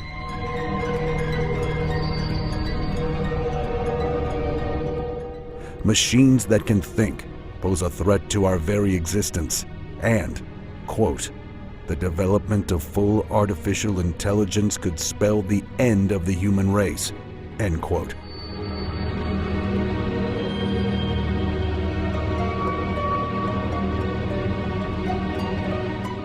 In 2020, Elon Musk told the New York Times that AI would grow vastly smarter than humans and would overtake the human race by 2025, adding that things would get, quote, unstable or weird.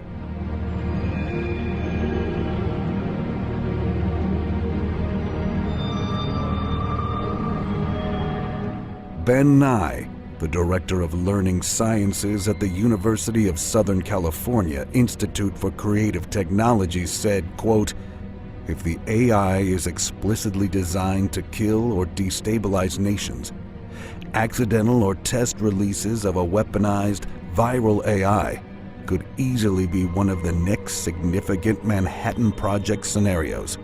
We are already seeing smarter virus-based attacks by state-sponsored actors, which is most assuredly how this starts.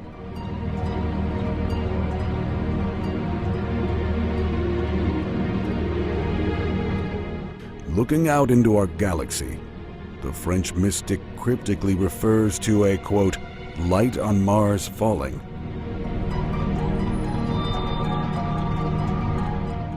These words could be explained as the planet appearing to move backward in the sky, say believers. Or it suggests that humanity could be on the verge of a major breakthrough when it comes to colonizing the Red Planet.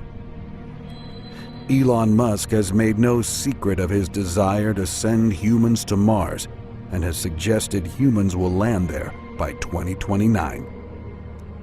So maybe the billionaire has something more up his sleeve.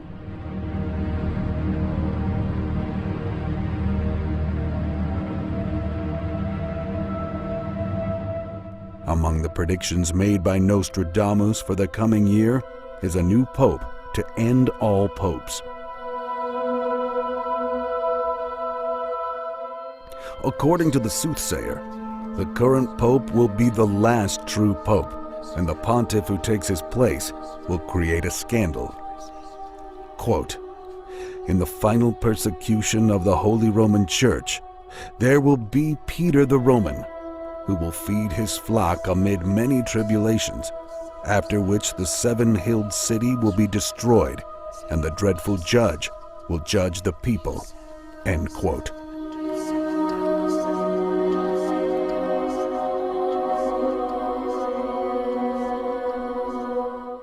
And what about the end of times? Nostradamus predicted a, quote, celestial fire on the royal edifice. The prediction has been interpreted as suggesting that from the ashes of civilization, a new world order will emerge.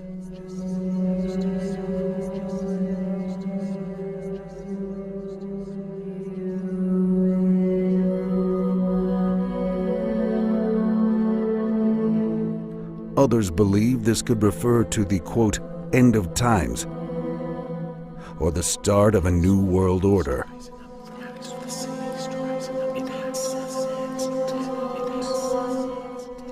Intriguingly, Nostradamus talks about the new alliance of two great powers coming together. In his writings, he says his new alignment will be between a strong man and a weak one, or even a male and a female leader. The alliance seems to work despite itself, but sadly, its good effects will not be long-lasting.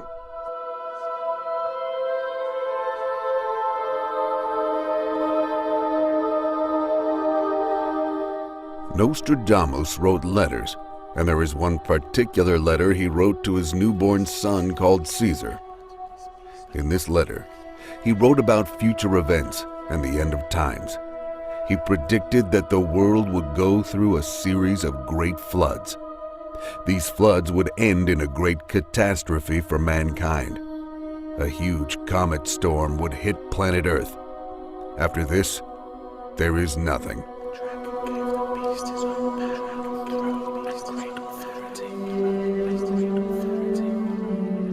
It's almost as if he's telling us there will be no future for mankind.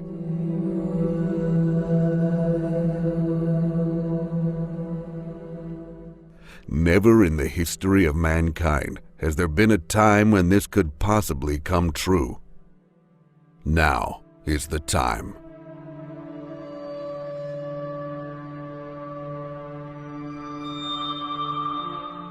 Humanity has caused such utter calamity and destruction on our beautiful planet that we have in fact instigated our own death.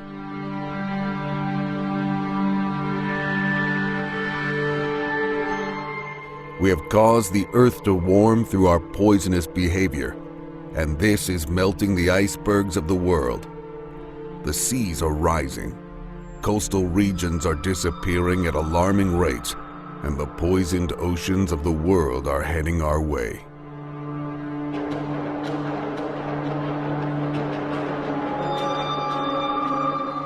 Never in the history of mankind could we safely predict a storm of comets, because never in the history of mankind has there been the technology for humanity to launch intercontinental ballistic missiles at each other.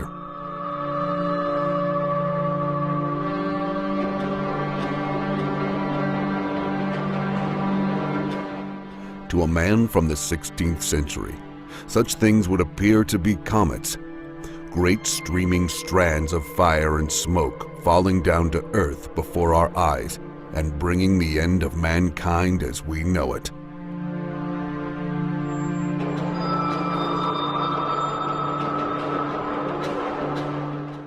This is exactly what Nostradamus wrote to his child. Quote, "But my son, I tell you that I have seen it thus. There will be floods of such nature that no place on this world will not be affected, and for a long time everything will be beneath the surface of water, and everything will be destroyed, with the exception of the weather and space.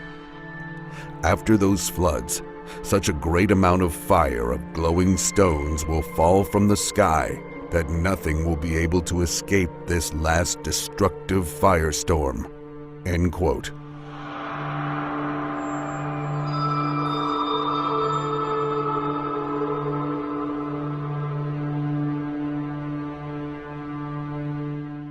The problem is that the dating is difficult. It may be that he indicated this would happen 7,000 years after his writing of the letter.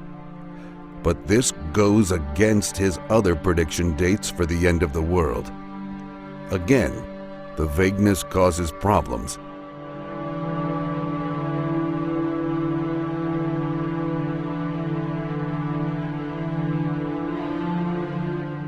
The events of flood and glowing stones falling from the sky are not vague, and we now know what these could mean.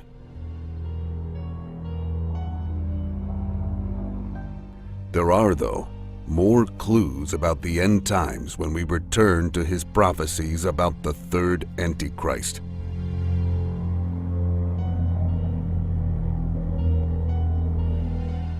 We turn back to his specifics about the army employed by this evildoer. The army of the enemy of peace will march towards Europe. They will emerge from the south of Russia, and through Turkey they will invade Europe. This army will also have a naval counterpart that Nostradamus called the Libyan fleet.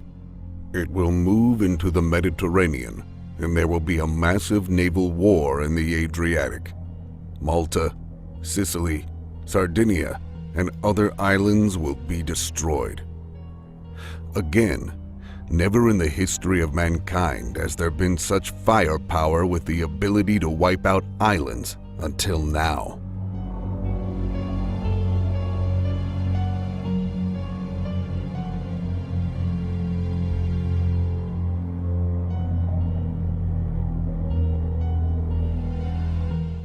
Throughout this conflict, it is believed that Russia will be against the West, although Nostradamus is not clear. He does state that the Russians will be friendly with the West eventually, and that their leader will be the one who will set things right.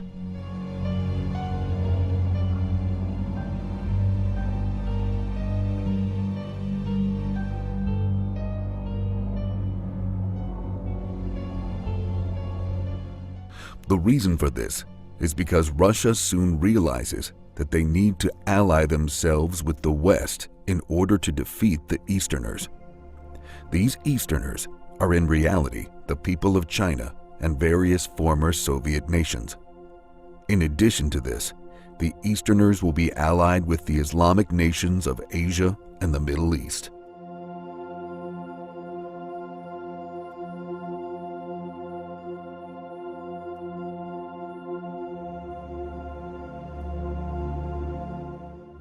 So it appears the West and Russia will be at war with the East in a clear divide of ideologies and religions.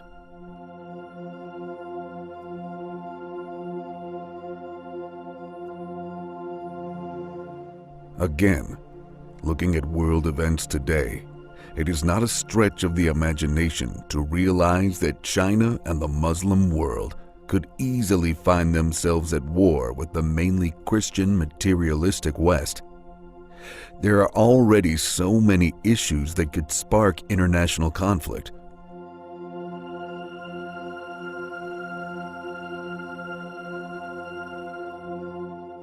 How could Nostradamus have known any of this in the 16th century? He couldn't.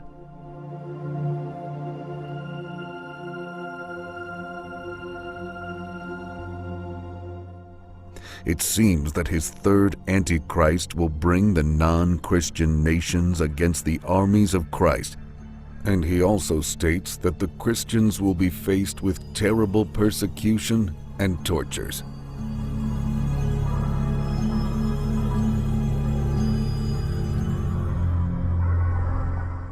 This terrifying war will last for almost 28 years, and both sides will suffer horrendous casualties.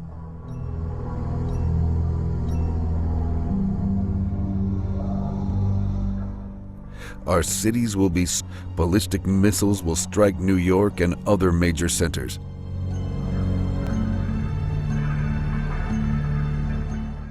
As if this isn't enough, there will follow a great and dreadful pestilence that will wipe out 2/3 of the world's population.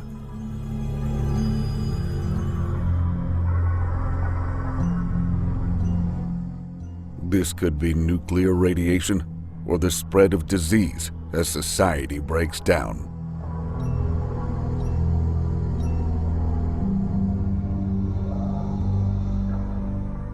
There are various dates all of this could happen. The next is 2024, and roughly every 2 years following that.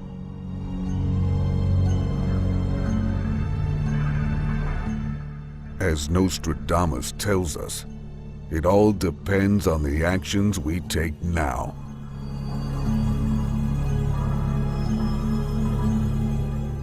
What we do know is that the predicted flood we spoke about earlier comes after the war with the Antichrist. Global warming will melt the ice, bring about widespread rainfall, and following this, more breakdown of society and spread of disease.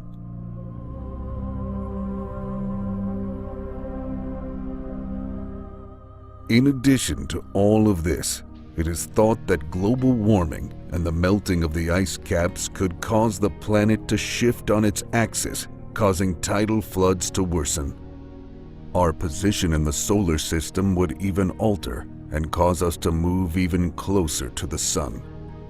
In fact, the Earth is actually overdue for a polar shift, even without man-made global warming.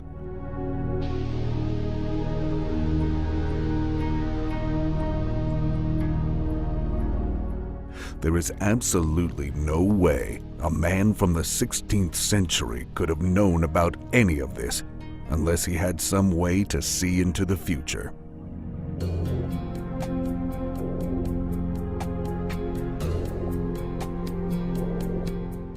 The future appears to be a terrifying prospect that must have caused Nostradamus to lose sleep.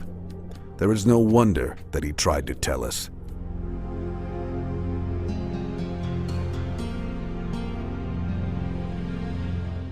But his message across the years is still very strong and true, that the future does not need to be this way, that we can make a difference, and we can stop these things from happening.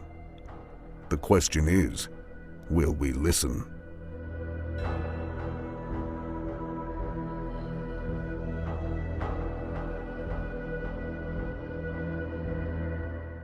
Nostradamus' prophecies continue until the year 3797. So if we make it through potential asteroid crashes, famines, the plague, and a zombie apocalypse, humanity might survive an extra 1,500 years or so.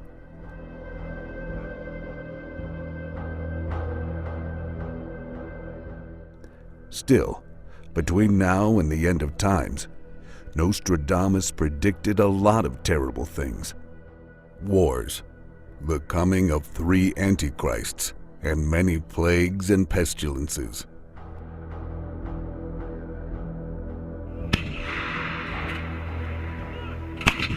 Many of these will leave the world in worse shape than it was before them, but not necessarily end it. At some point, Nostradamus predicted the third Antichrist will, quote, rise over all the kings of the East, end quote, and trigger World War III.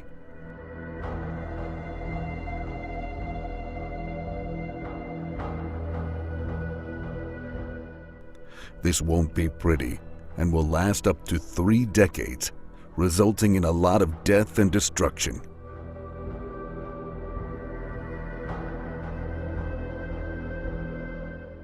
However, this won't be the end either. According to some, the true end is what Nostradamus called the final conflagration, a series of extinction-level events that might include supervolcanoes, quote, fire from the sky, end quote,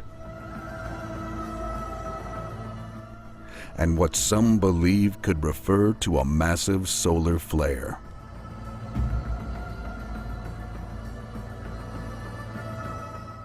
While he doesn't give a date for the end of the world, the fact that his predictions end at a specific time, the year 3797, could be a sign that he believes this is when the end will come.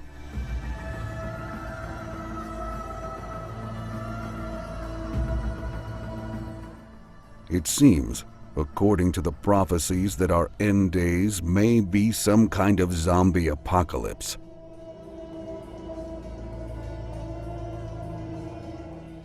Here's what he says, quote, few young people, half dead to give a start. Dead through spite, he will cause the others to shine, and in an exalted place some great evils to occur. Fathers and mothers dead of infinite sorrows, women in mourning, the pestilent she-monster, the great one to be no more, all the world to end, end quote.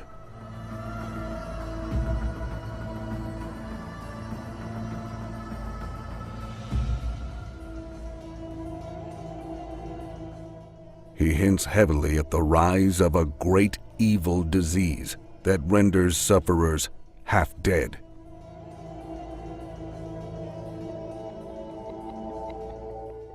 This pestilent she-monster of a plague will cause all the world to end, he wrote, and leave, quote, fathers and mothers dead of infinite sorrows.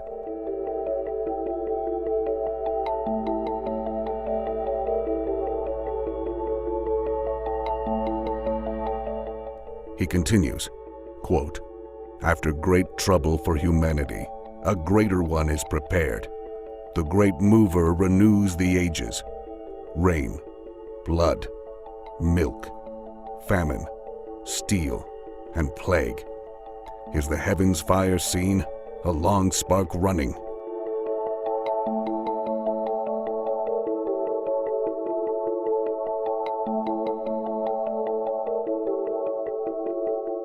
Nostradamus says a greater trouble is prepared for us all.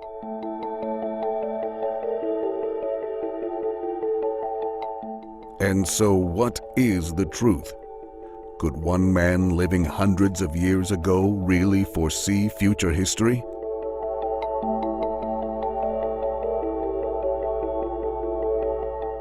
In our 21st century age of science, why do so many people still believe?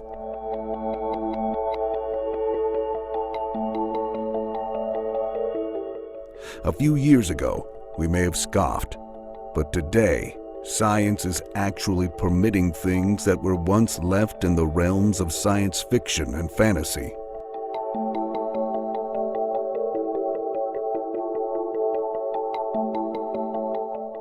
Multiple universes, quantum physics, all in one micro moment. These and more are put forward by physicists and quantum theorists. Time travel itself may now be actually possible, or so we're told.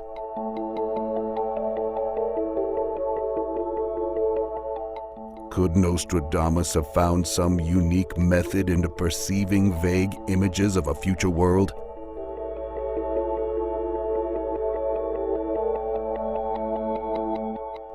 There have been a great many methods utilized by our ancestors for entering what we call altered states of consciousness.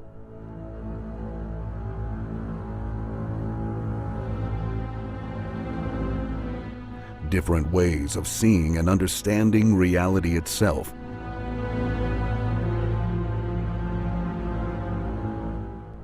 From hypnosis to drug-induced trance states, all have been tested and tried for thousands of years.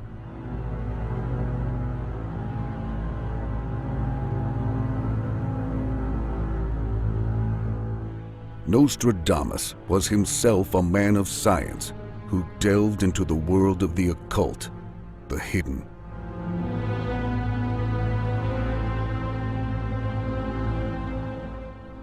He understood the use of various drugs and altering his own perception.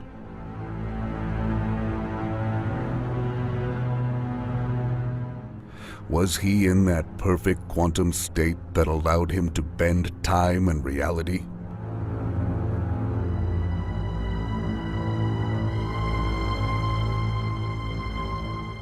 We may never know, but the predictions he released into the world are quite remarkable and unique in their accuracy.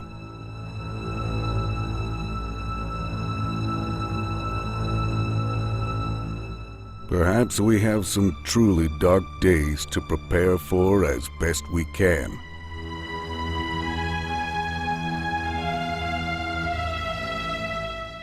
From artificial intelligence, asteroids, global warming and earthquakes, to pestilence, disease and famine.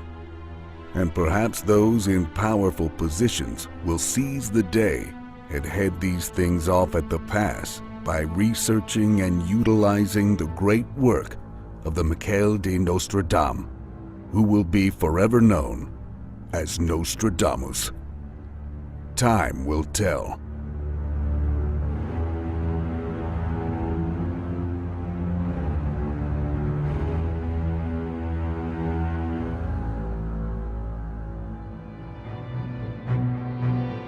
His name was Michel de Nostradamus, and he was born in 1503 in Saint-Remy de Provence, France.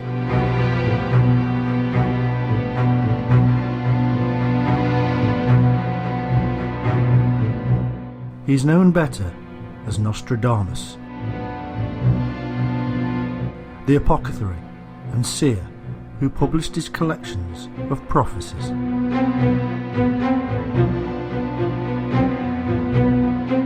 From the rise of Adolf Hitler to the nuclear destruction of Hiroshima and Nagasaki, from the terrorist attacks of 2001 to the end of the world, Nostradamus has always been there.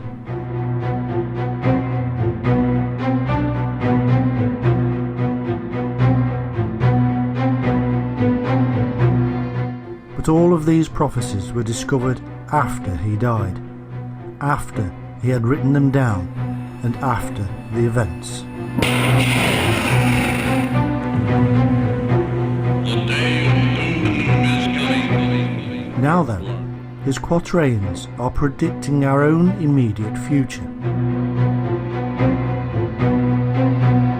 The fall of technology and the almost total destruction of mankind as we know it.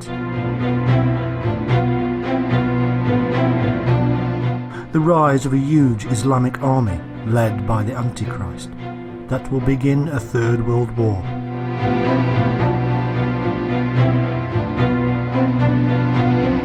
The invasion of the West by the Chinese hordes.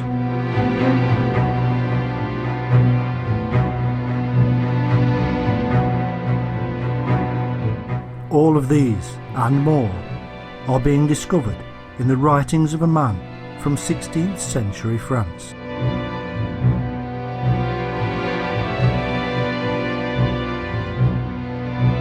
Now we are seeing the interpretations of his predictions before the events.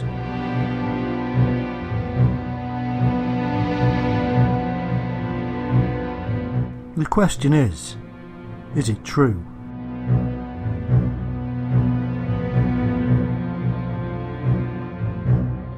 Are we about to witness the most cataclysmic era in mankind's history?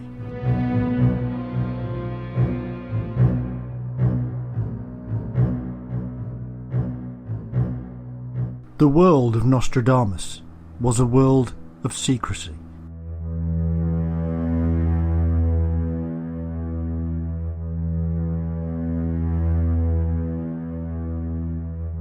He spent years building around himself an aura of mystery.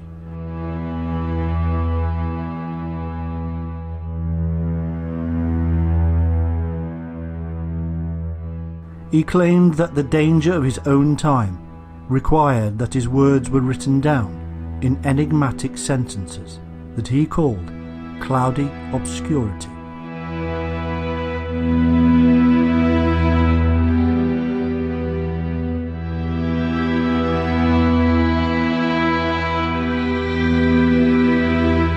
In 1558, a text stated about Nostradamus that he was a certain brainless and lunatic idiot who is shouting nonsense and publishing his prognostications and fantasies on the streets.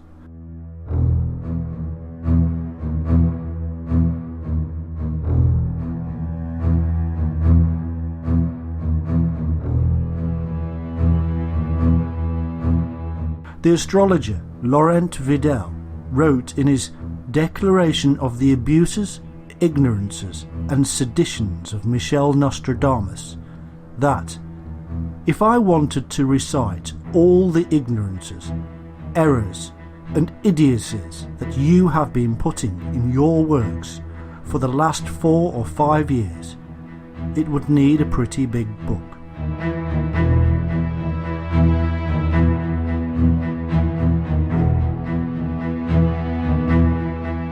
Ever since the publication of his first book in 1555, it has almost never been out of print.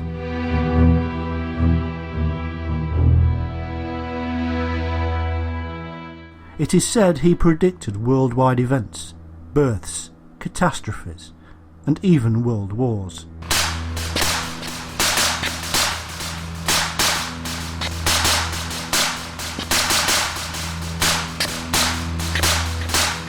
Most academics say that any associations with real events and the prophecies of this 16th century man are purely coincidental, mistranslations, or are so thin that it takes nothing to make them snap.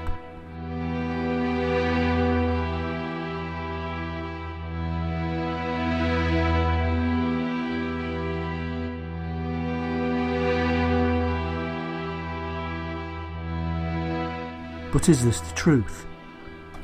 As we are now well into the 21st century, could there be prophecies that have new meaning? Could there be a new science to explain just how Nostradamus predicted the future? Indeed, there are predictions that he made and which are fast approaching. Better now to know the truth before.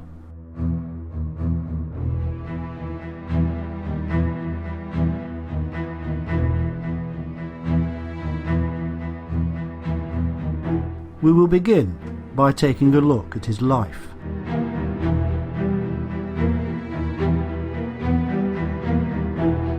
Michel de Nostradamus was one of at least 9 children of the notary Jaume de Nostradamus and Renier, the granddaughter of a physician in Saint Remy.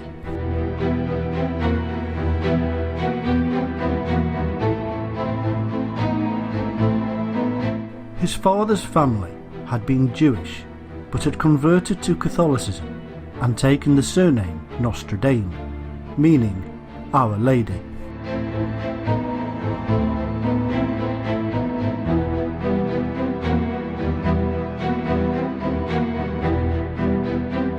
There is very little known about the childhood of Nostradamus. We know that at the age of 15 he entered the University of Avignon, stayed there for 1 year, and then was forced to leave when the plague broke out and the university closed its doors.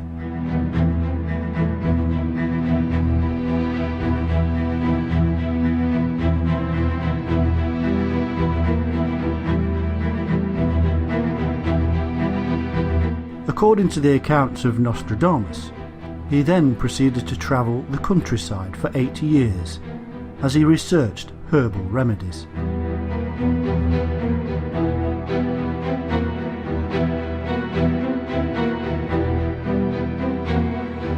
He then entered the University of Montpellier to study medicine.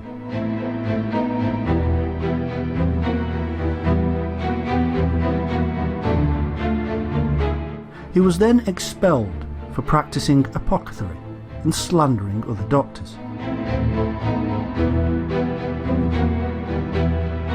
The actual document still exists.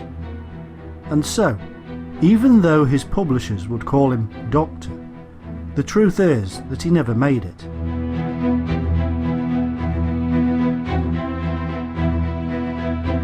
He continued life as an apothecary and became widely known for his invention, the rose pill, which apparently protected against the plague.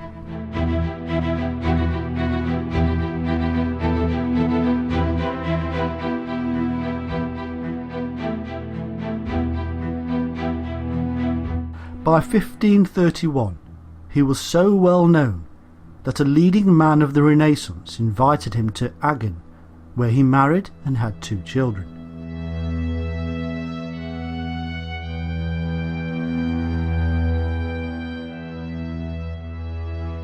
His new wife and children died in 1534 from the plague, his rose pill presumably being of no use.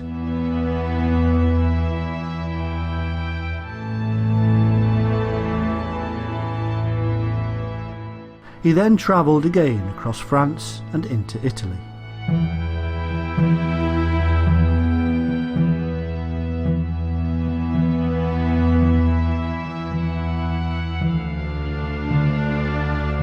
In 1545, he then returned to France and became the assistant of a famous physician in his fight against the plague in Marseille.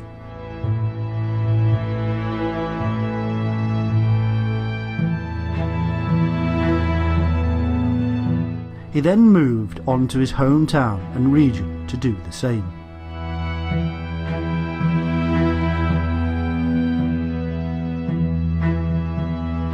In 1547, he finally settled down in Salon de Provence, married a rich widow named Anne Ponsard, and had 3 sons and 3 daughters.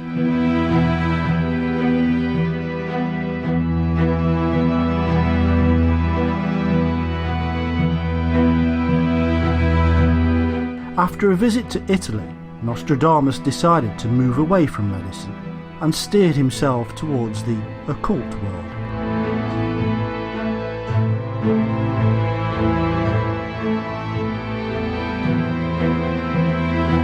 He wrote an almanac in 1550, and this was the first time his name becomes Nostradamus and not Nostradamus.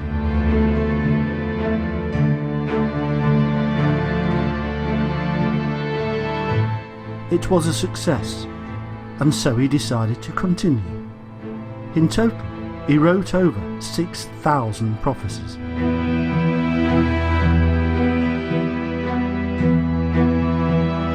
Soon, he was coming to the attention of the nobility, who began ordering their horoscopes and asking for psychic advice.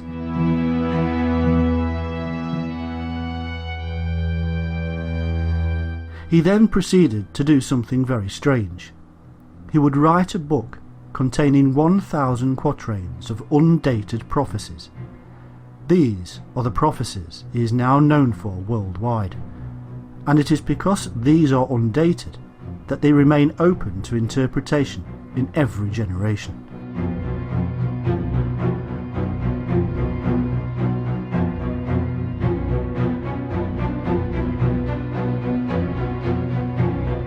He believed what he was doing was against the religious rules of the day, and so he obscured what he was doing. He mixed the languages, using Greek, Latin, Italian and Provençal, and used words games.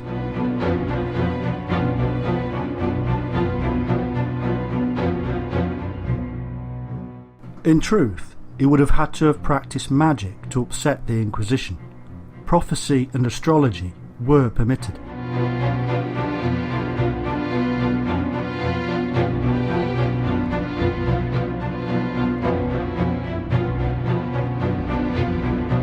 His book, The Prophecies, had a mixed reception. Some believed he was a servant of Satan, others believed him to be insane, but others thought him enlightened. Many of these were from elite families, such as the Medicis.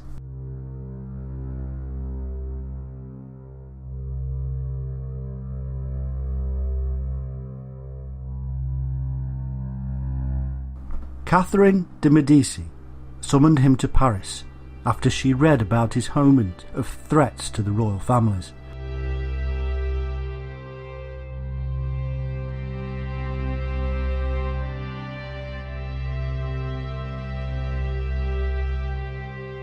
She had him draw up horoscopes for her family. She made him counsellor and physician to her son, who would be Charles IX of France.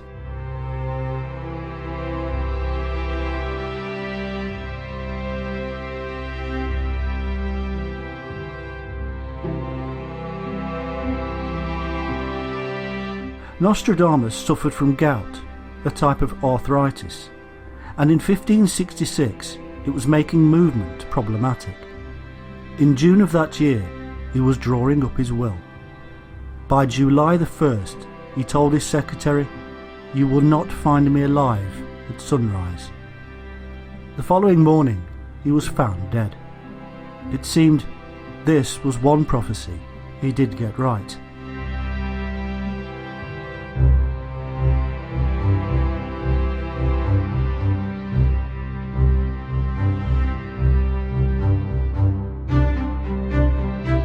But the man left behind a vast volume of work, and it is to these prophecies that we now must turn.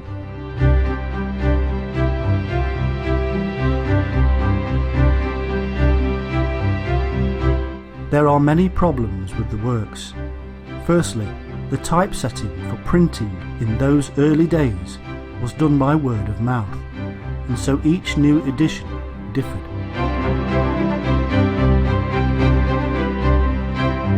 We cannot assume that the spelling of words, for instance, contain codes.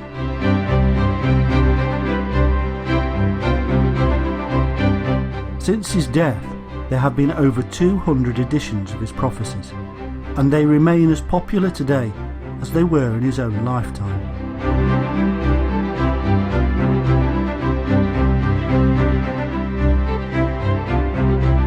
It has always been an easy task to take the vague, undated ramblings and associate them with any particular period in time.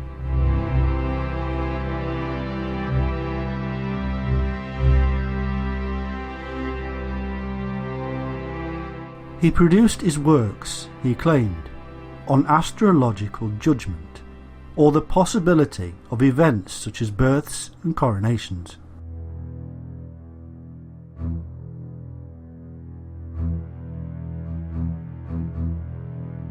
There is evidence, however, that he stole and adapted collections of ancient prophecies, making them relevant to his own time.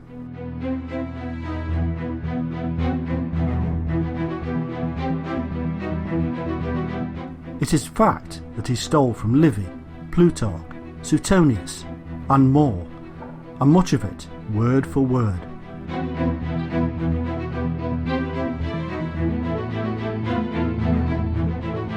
Today we would call this plagiarism, but in the 16th century it was common.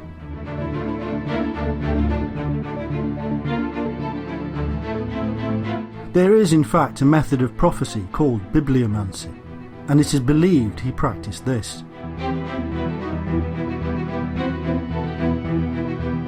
All you do is randomly select a book, and whichever page it falls open on gives you your prophecy.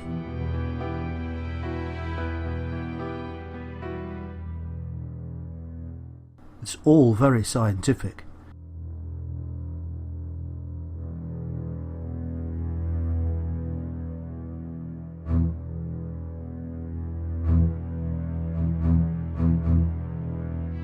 In fact, Nostradamus refused to call himself a prophet. He wrote, "Although, my son, I have used the word prophet, I would not attribute to myself a title of such lofty sublimity." And again, "Not that I would attribute to myself either the name or role of a prophet."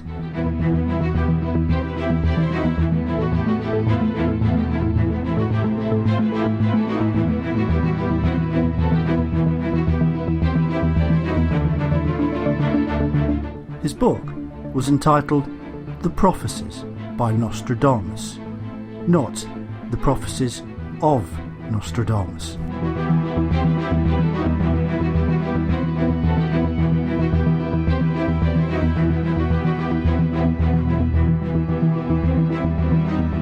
We do not know the specific methods Nostradamus used when writing his prophecies down. It is believed he did tell us that he used flame and water gazing to enter trance, but nobody is completely sure.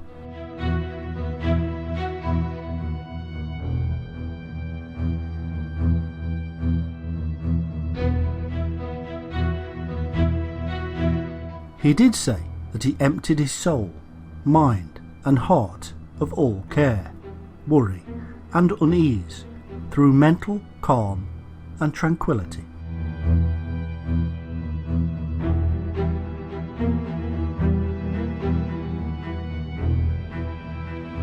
The majority of his prophecies speak of catastrophes, earthquakes, wars, floods, plagues, murders, and more.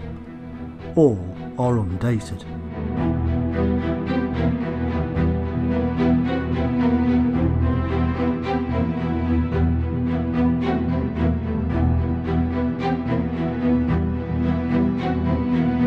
Some deal in generalities, and others in specifics and particular people. There is a major theme, and one that is being taken up today by many believers: the impending nightmare of a Muslim invasion of Europe.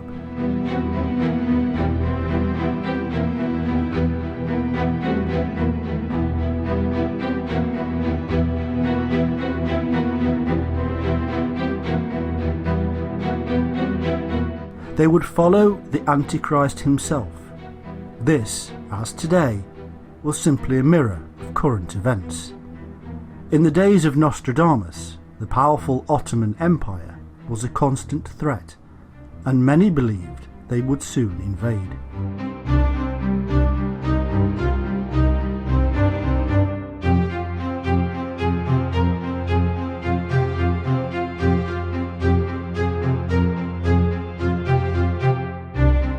It is this doom that would bring about the end of the world. It was a popular theme, and even Christopher Columbus published a collection of such prophecies.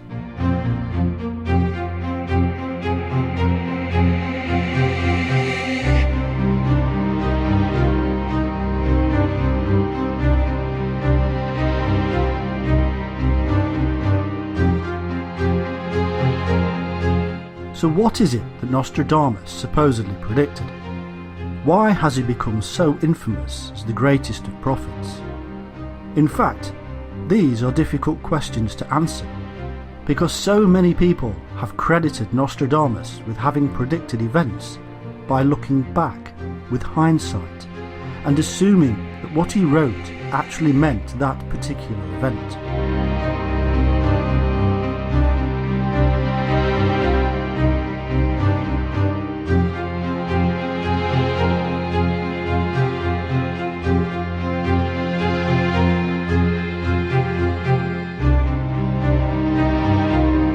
The Great Fire of London is one of the big disasters he supposedly predicted. The rise of Adolf Hitler is another. In fact, even the attack on New York on September the 11th has been claimed.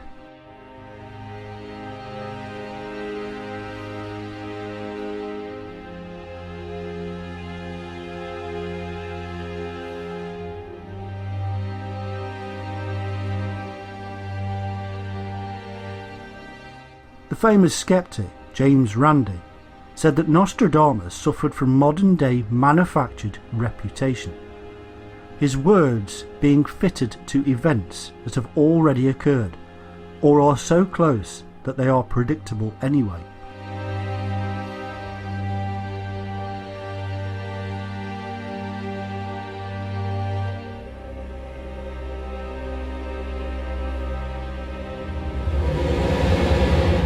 The truth of the matter is simple. Absolutely no prophecy written by Nostradamus has been interpreted and proven to have predicted a specific event before it became reality, even those with dates.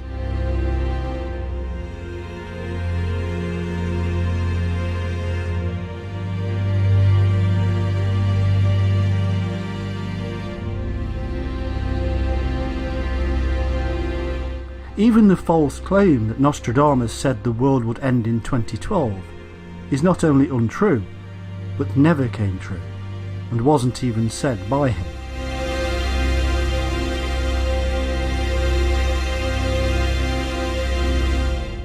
Of course, it could be that none of his prophecies have yet come true, and we're all waiting around for it to happen.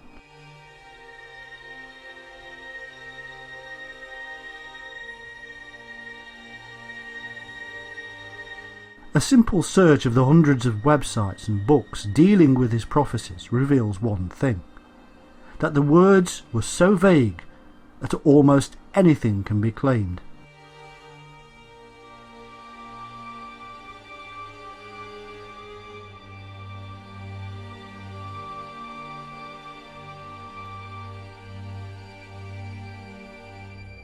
If they were specific and clear, then all the websites and books would agree.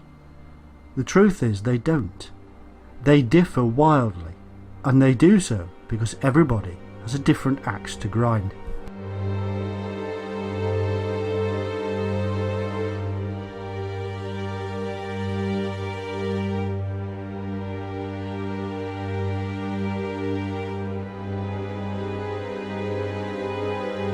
There are some major events that are agreed upon though.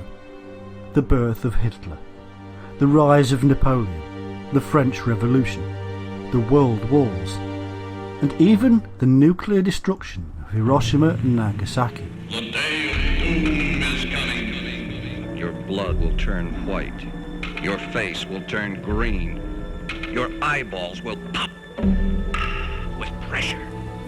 Because our doomsday shows the living end.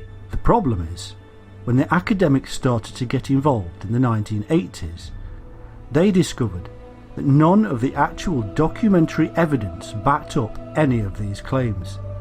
They had, in fact, been taken from commentaries on Nostradamus by other people and not the actual words of the man himself.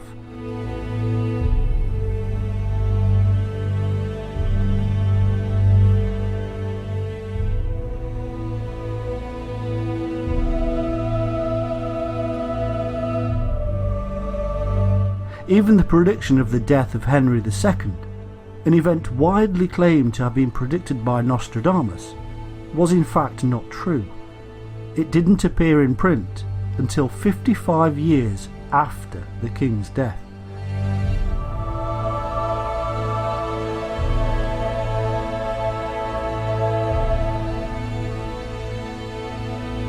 The academics discovered that the English translations were so bad that they were worthless.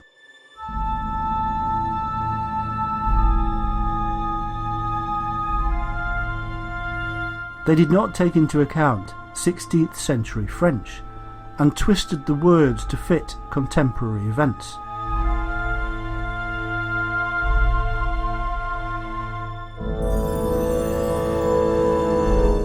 None of the English translations were based on the original source material. It was, in fact, a complete mess.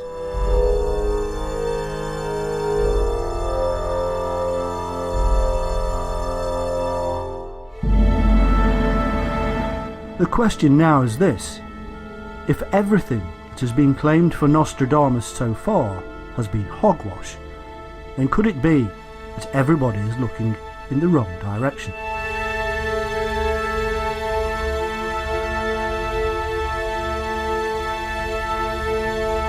That there are predictions about our relatively near future that he made that will come true.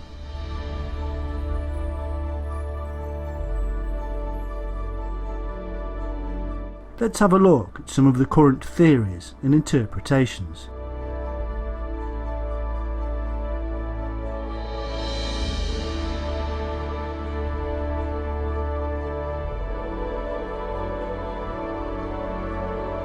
One of the really big things that grabs the attention of the world right now is Russia.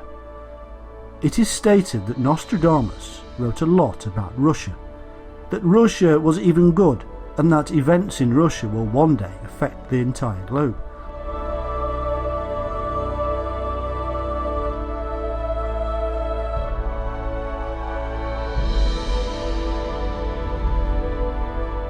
Russia, he said, will be weak in the new century, compared with the West. Well, in the 20th century this turned out to be true. Russia will have a choice: to join the West or to stick to its ideology.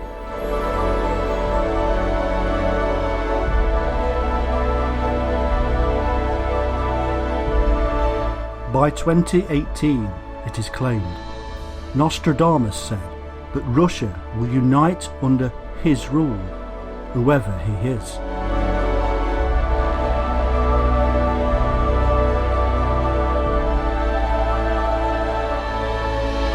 There will be a third world war from 2018 to 2020, and Russia will capture Europe.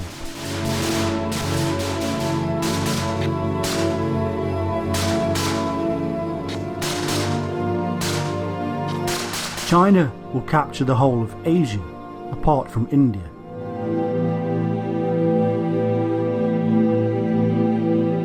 By 2025, Russia will be completely renewed, and then the Messiah will rise, bringing together the religions of the world.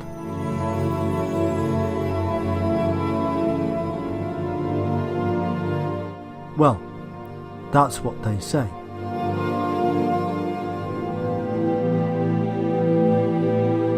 It's not too far off, so we should know soon.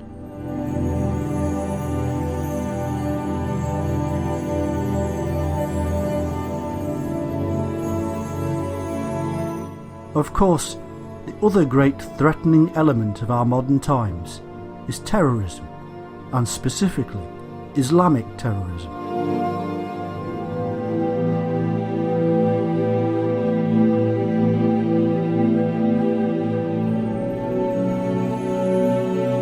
There is a lot of chatter on the internet about how Nostradamus had already predicted this.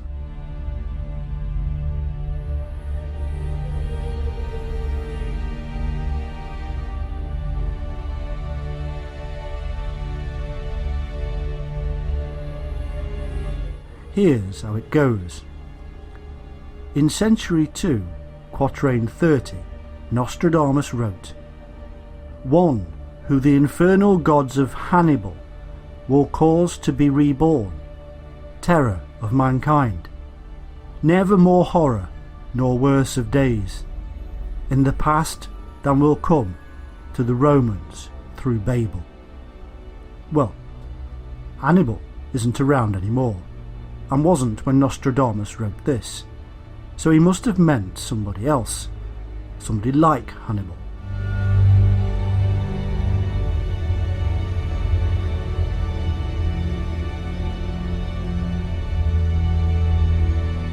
Well, Hannibal was obviously an enemy of Rome, and spent most of his life fighting them.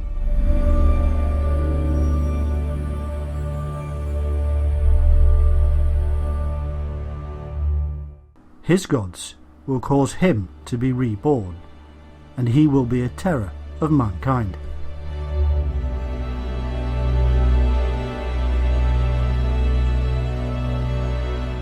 With our modern eyes, we can now see this slightly differently. Hannibal attacked Rome, so it has to be somebody who doesn't like Christianity, the mother church of which is in Rome.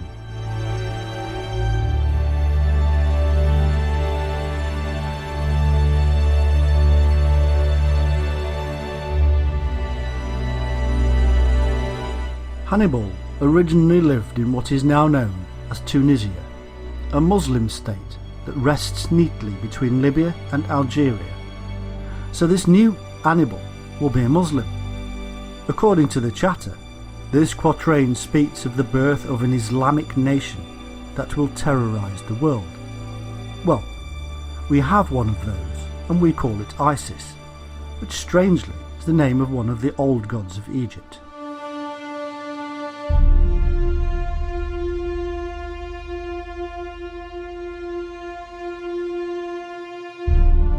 Isis is a self-proclaimed nation that is the terror of mankind.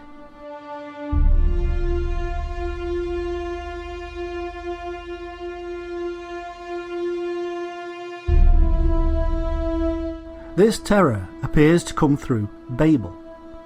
This was a city in a country we now call Iraq, a place where ISIS is currently strong. So ISIS, the new Hannibal, will come through Iraq and terrorise the Christians of the world.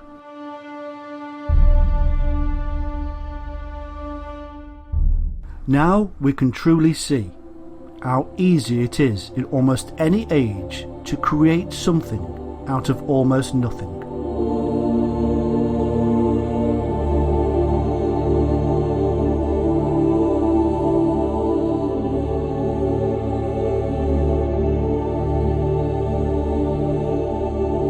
Of course, world events are not so good right now. There is terrorism and unrest. Jostling between Russia and the West is constantly in the news.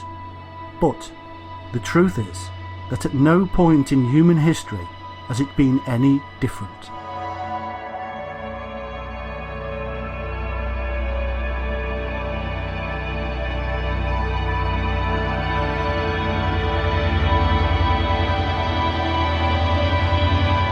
Yes, immigrants are piling into Europe from the wars in the Middle East, and yes, among them are terrorists hell-bent on destroying this thing we loosely call democracy, and bringing about a one world for Allah.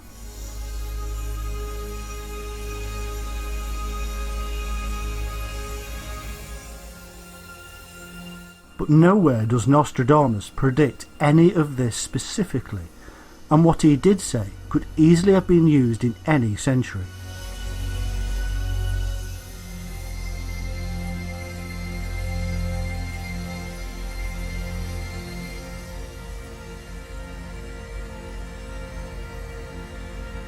Before the First World War, the so-called Muslim hordes followed the Mahdi and were rising again. They murdered Gordon of Khartoum, who was there to stop them.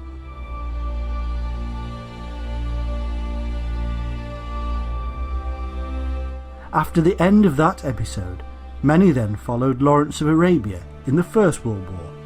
Was he the Antichrist too?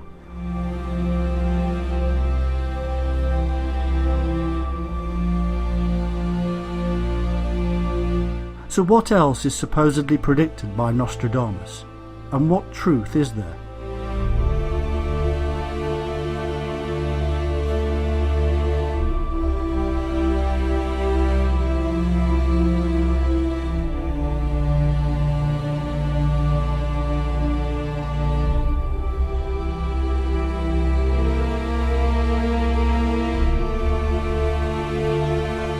This is one of his quatrains that has been manipulated a great deal.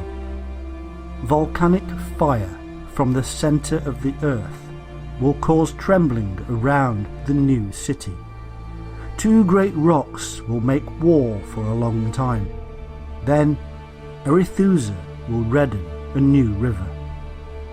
This is the quatrain used and abused to prove that Nostradamus predicted the terrorist attacks on September the 11th.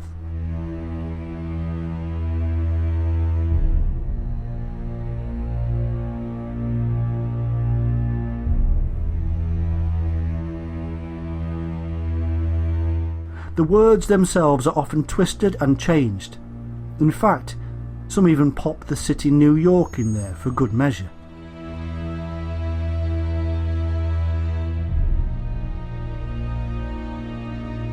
The text mentions no New York or terrorists. What they say is that two great rocks were the two planes that crashed into the World Trade Towers. A bit thin. Arethusa, who will redden the new river, is in fact a nymph from mythology who changed into a fountain.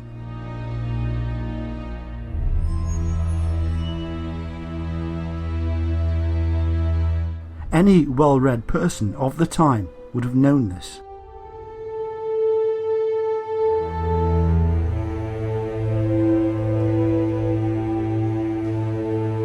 Whatever he meant when he wrote this is unknown, of course, but filling in the gaps and changing the text is not scientific.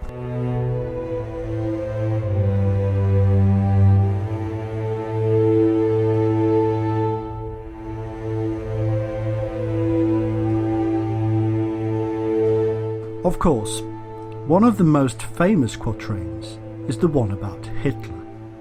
Here's how it goes.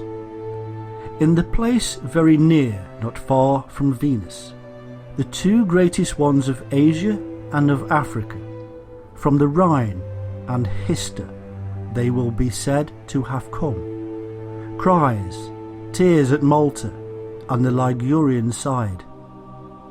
Hister, apparently, is Hitler, and it is claimed this quatrain is about a meeting of Hitler and Mussolini. Now that takes some serious twisting.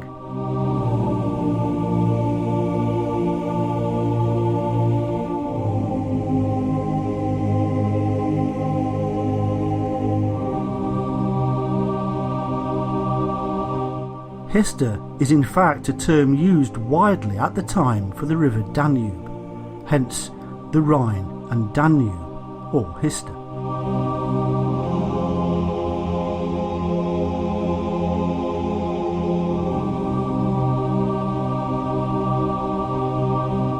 Again, whatever else this all means is mere speculation.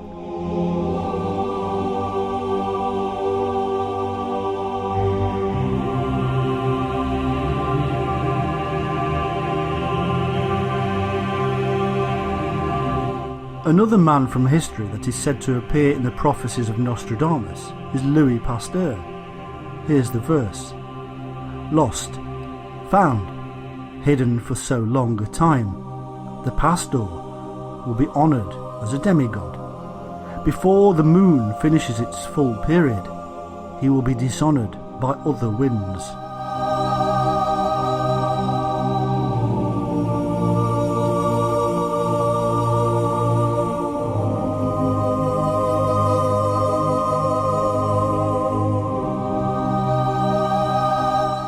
Apparently, this is about the coming of Louis Pasteur and his work with microbes. It says nothing of the kind. In fact, a pastor is simply a religious leader.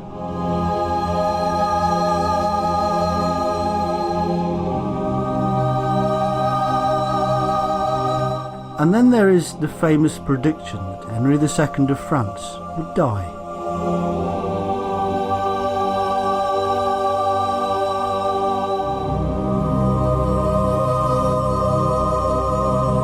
The young lion will overcome the old one on the field of battle in single combat. He will put out his eyes in a cage of gold. 2 fleets one, then to die a cruel death.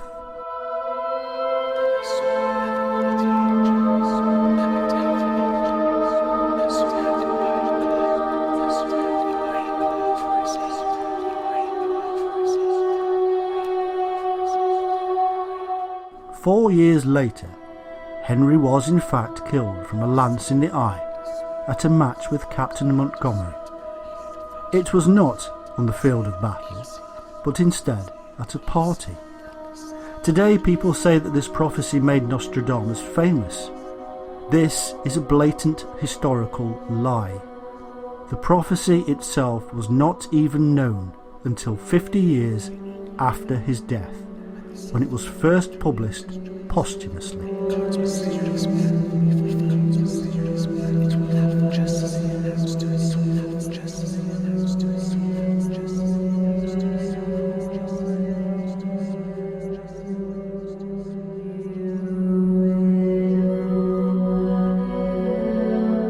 We have to understand, people do lie, often.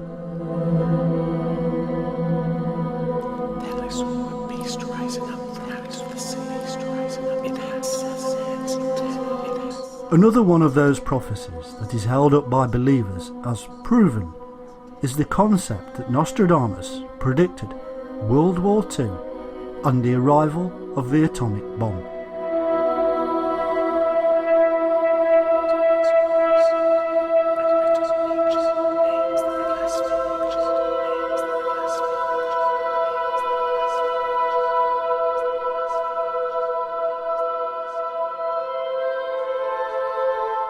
Here's what he supposedly said. Near the gates and within the cities there will be 2 scourges, the like of which was never seen. Famine within plague, people put out by steel, crying to the great immortal God for relief.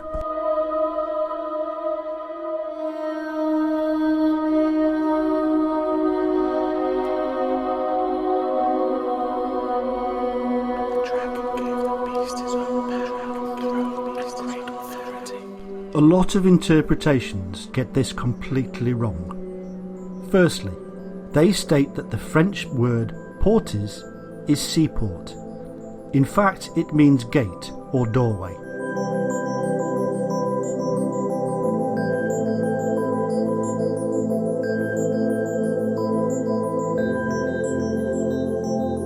So the location of a seaport is totally wrong.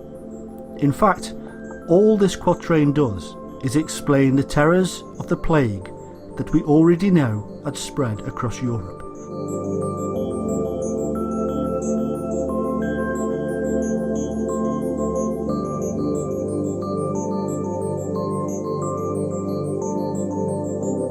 This is not a nuclear attack. The sentence, people put out by steel, is mistranslated. It really meant some kind of medieval weaponry.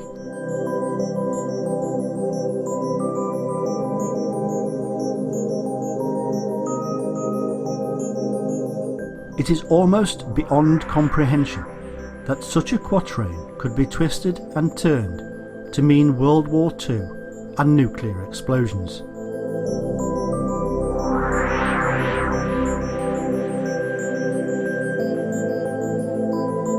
Nostradamus apparently also predicted the Great Fire of London.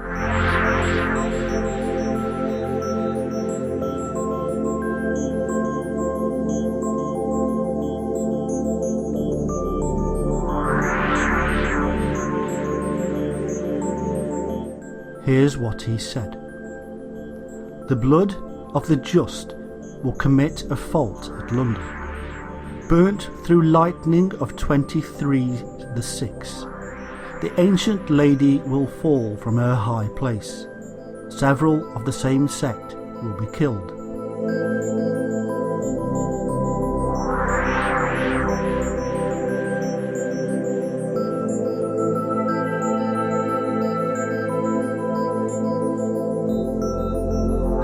The blood of the just will commit a fault. Well, the just are either the religious or royal leaders, and yet the fire was started by an ordinary person as far as is known, and it is speculated that it was in a bakery.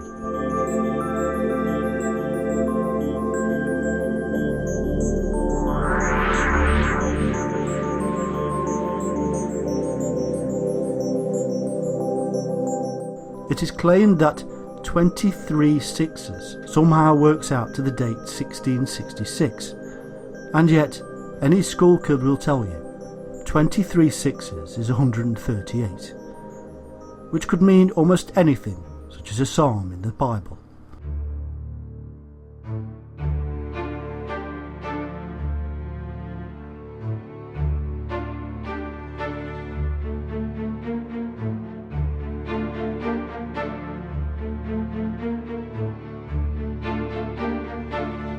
The ancient lady falling from her high place is simple enough. London was the ancient lady.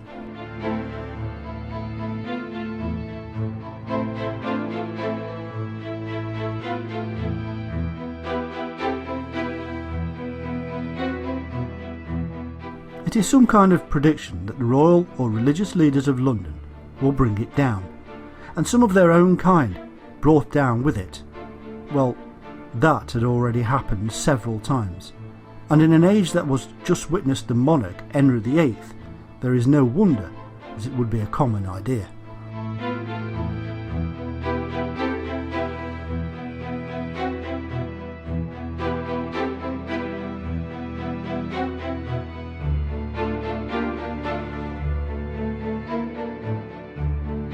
It is also said that Nostradamus predicted the 17th century ruler, Oliver Cromwell.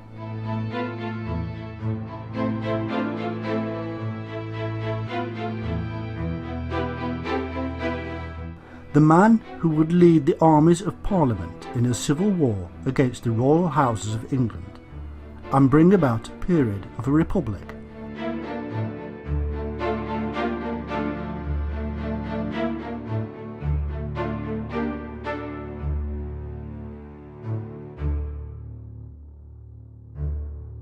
This is the quatrain the believers quote. Remember that England had suffered many monarchs who were brutal and would again. More of a butcher than a king in England, born of an obscure rank, will gain empire through force. Coward without faith, without law he will bleed the land. His time approaches, so close that I sigh.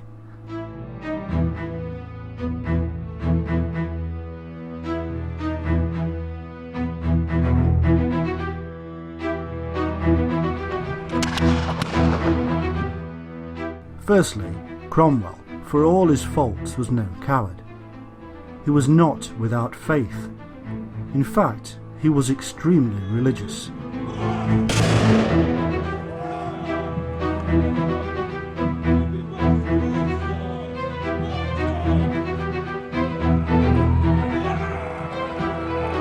He was not of obscure rank because he was born from landed gentry. So basically, the description of the man himself is miles off the mark.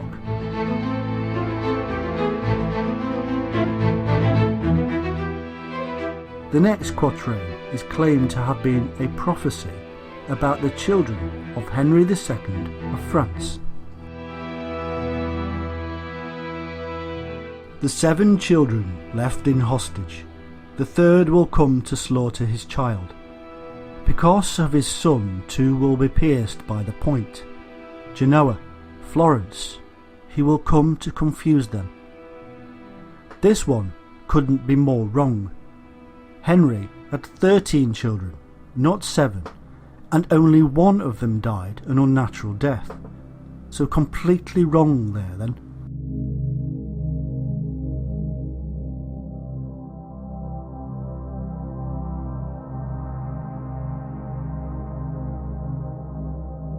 The problem with the prophecies of Nostradamus is that they are so vague and undated that they can be twisted to mean almost anything at any time.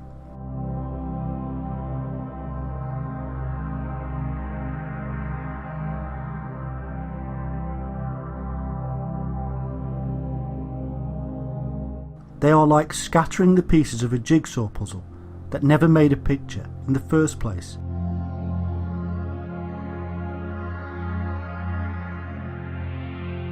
You cannot put the pieces together. It is not a complex puzzle. It never was.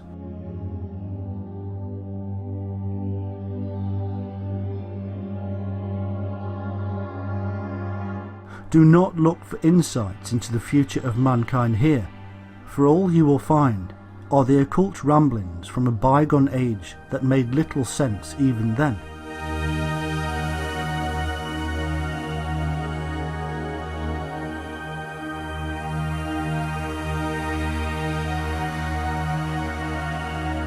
There is no code, cipher, algorithm, or hidden secret.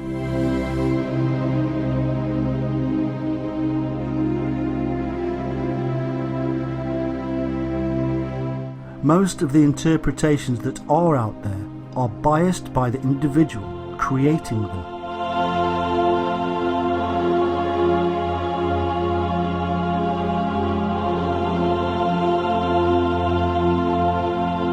This can be for numerous reasons. Religious, conspiracy theorists, doomsayers, end-of-the-worlders, and even alien hunters.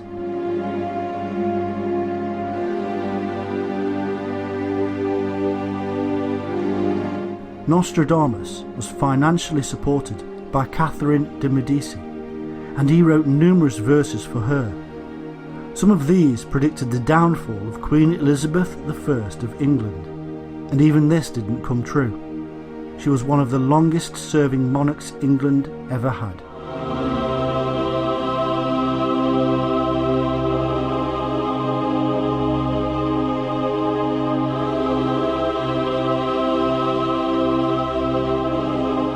In his own time, Nostradamus became a legend because he spoke of disaster, death and disease, and almost gave a sense of fate to it.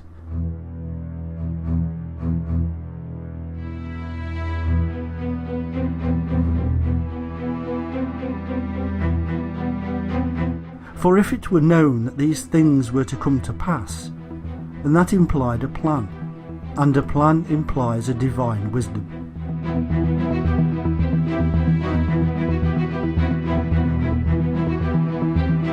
There would be hope from these words.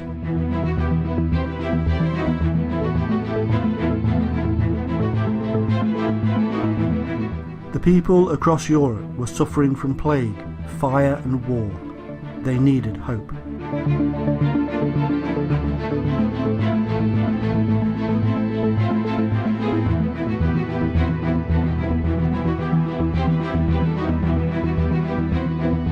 We cannot technically say that he was a conman or hoaxer, because astrology and soothsaying was popular and highly regarded in its day, and he may well have believed in his own ramblings himself.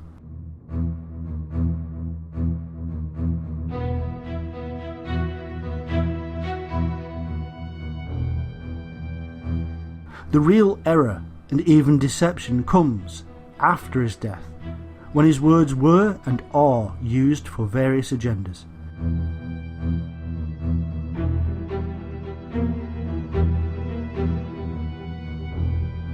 The language Nostradamus used was mainly an ancient form of French, and with the ambiguity he created, it makes it doubly difficult to find any real truth.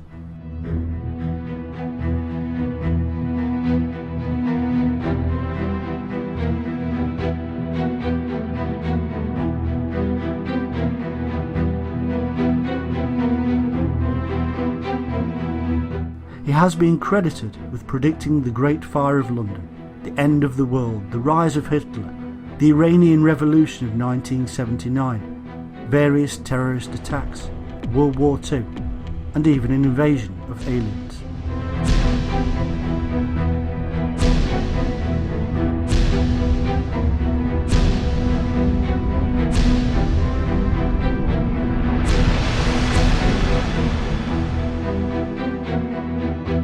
All of which were only ever stated many years after his death, apart from the aliens.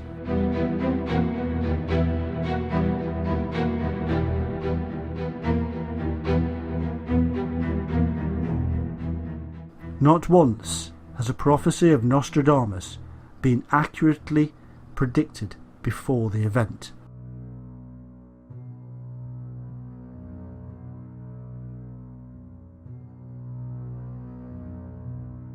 Nobody has ever said, Nostradamus will say this will happen tomorrow, and be proven correct.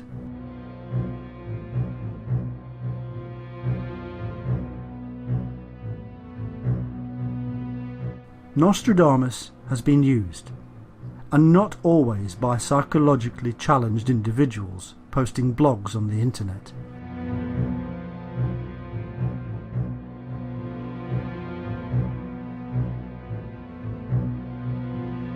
During World War II, the Nazis spread the propaganda that he had predicted the rise of Hitler. This is where that particular lie arose.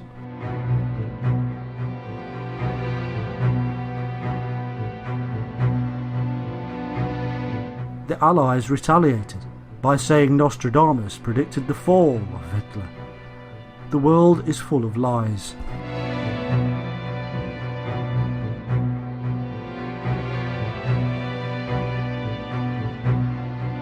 The real truth behind all of this is much more sinister.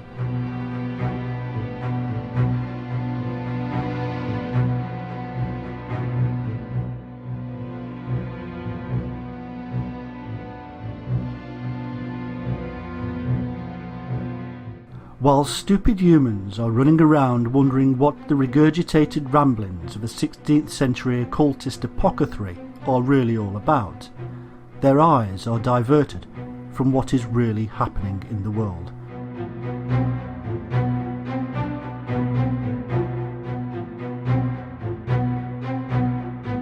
As we sit and watch the bullshit we are fed, we don't question the reality.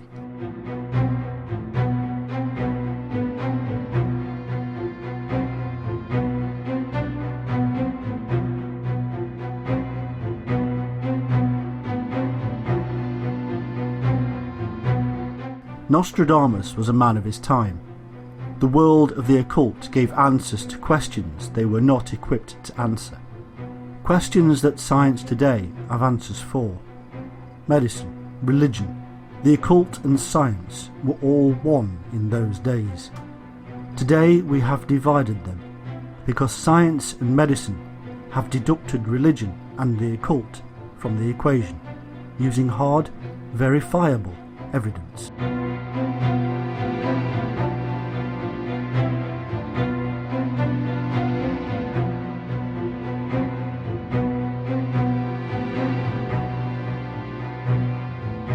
Religion and the occult have never been able to provide hard evidence for anything, as we can see with the so-called prophecies of Nostradamus.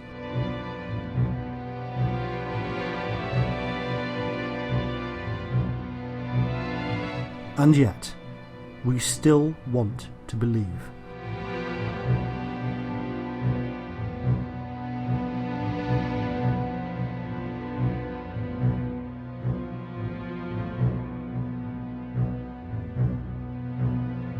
And because we want to believe, the people in power and authority will allow us to, and will use that energy against us.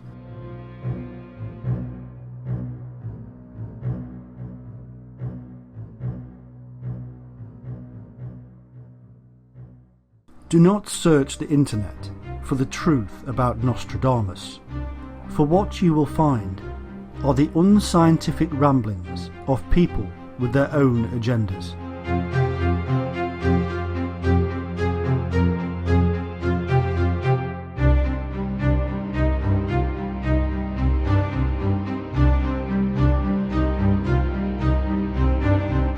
There are almost no unbiased references to his work. It is like abstract painting. It can be so obscure that the viewer can see almost anything he or she wishes to see.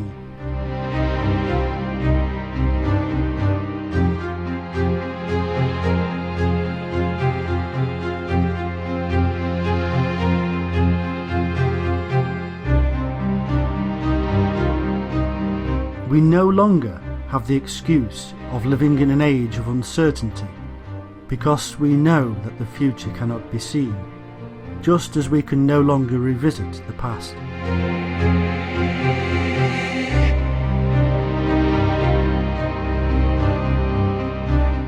If it were possible, then science would be able to prove it.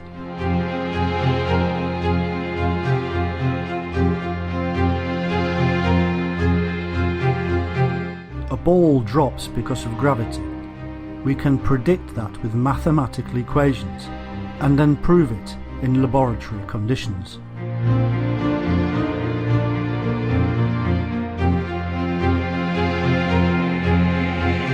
Under no circumstances do any of the Nostradamus predictions meet modern scientific standards.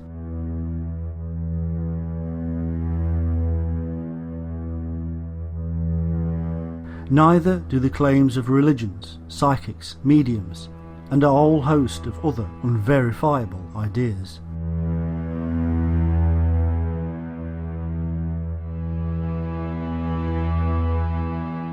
They exist only in the mind until they can be proven in the real physical world.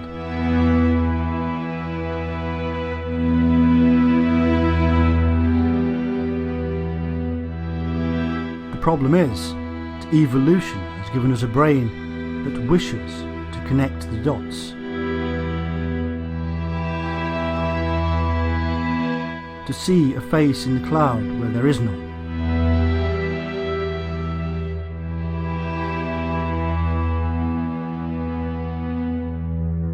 And when we read an enigmatic quatrain from Nostradamus, we endeavour to make sense of it, to join the dots.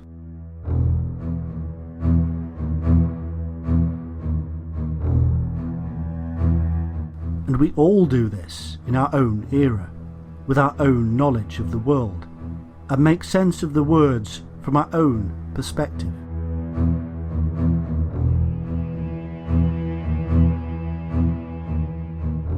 It is therefore time to stop believing in such things, and to stop being the pawns of the power brokers.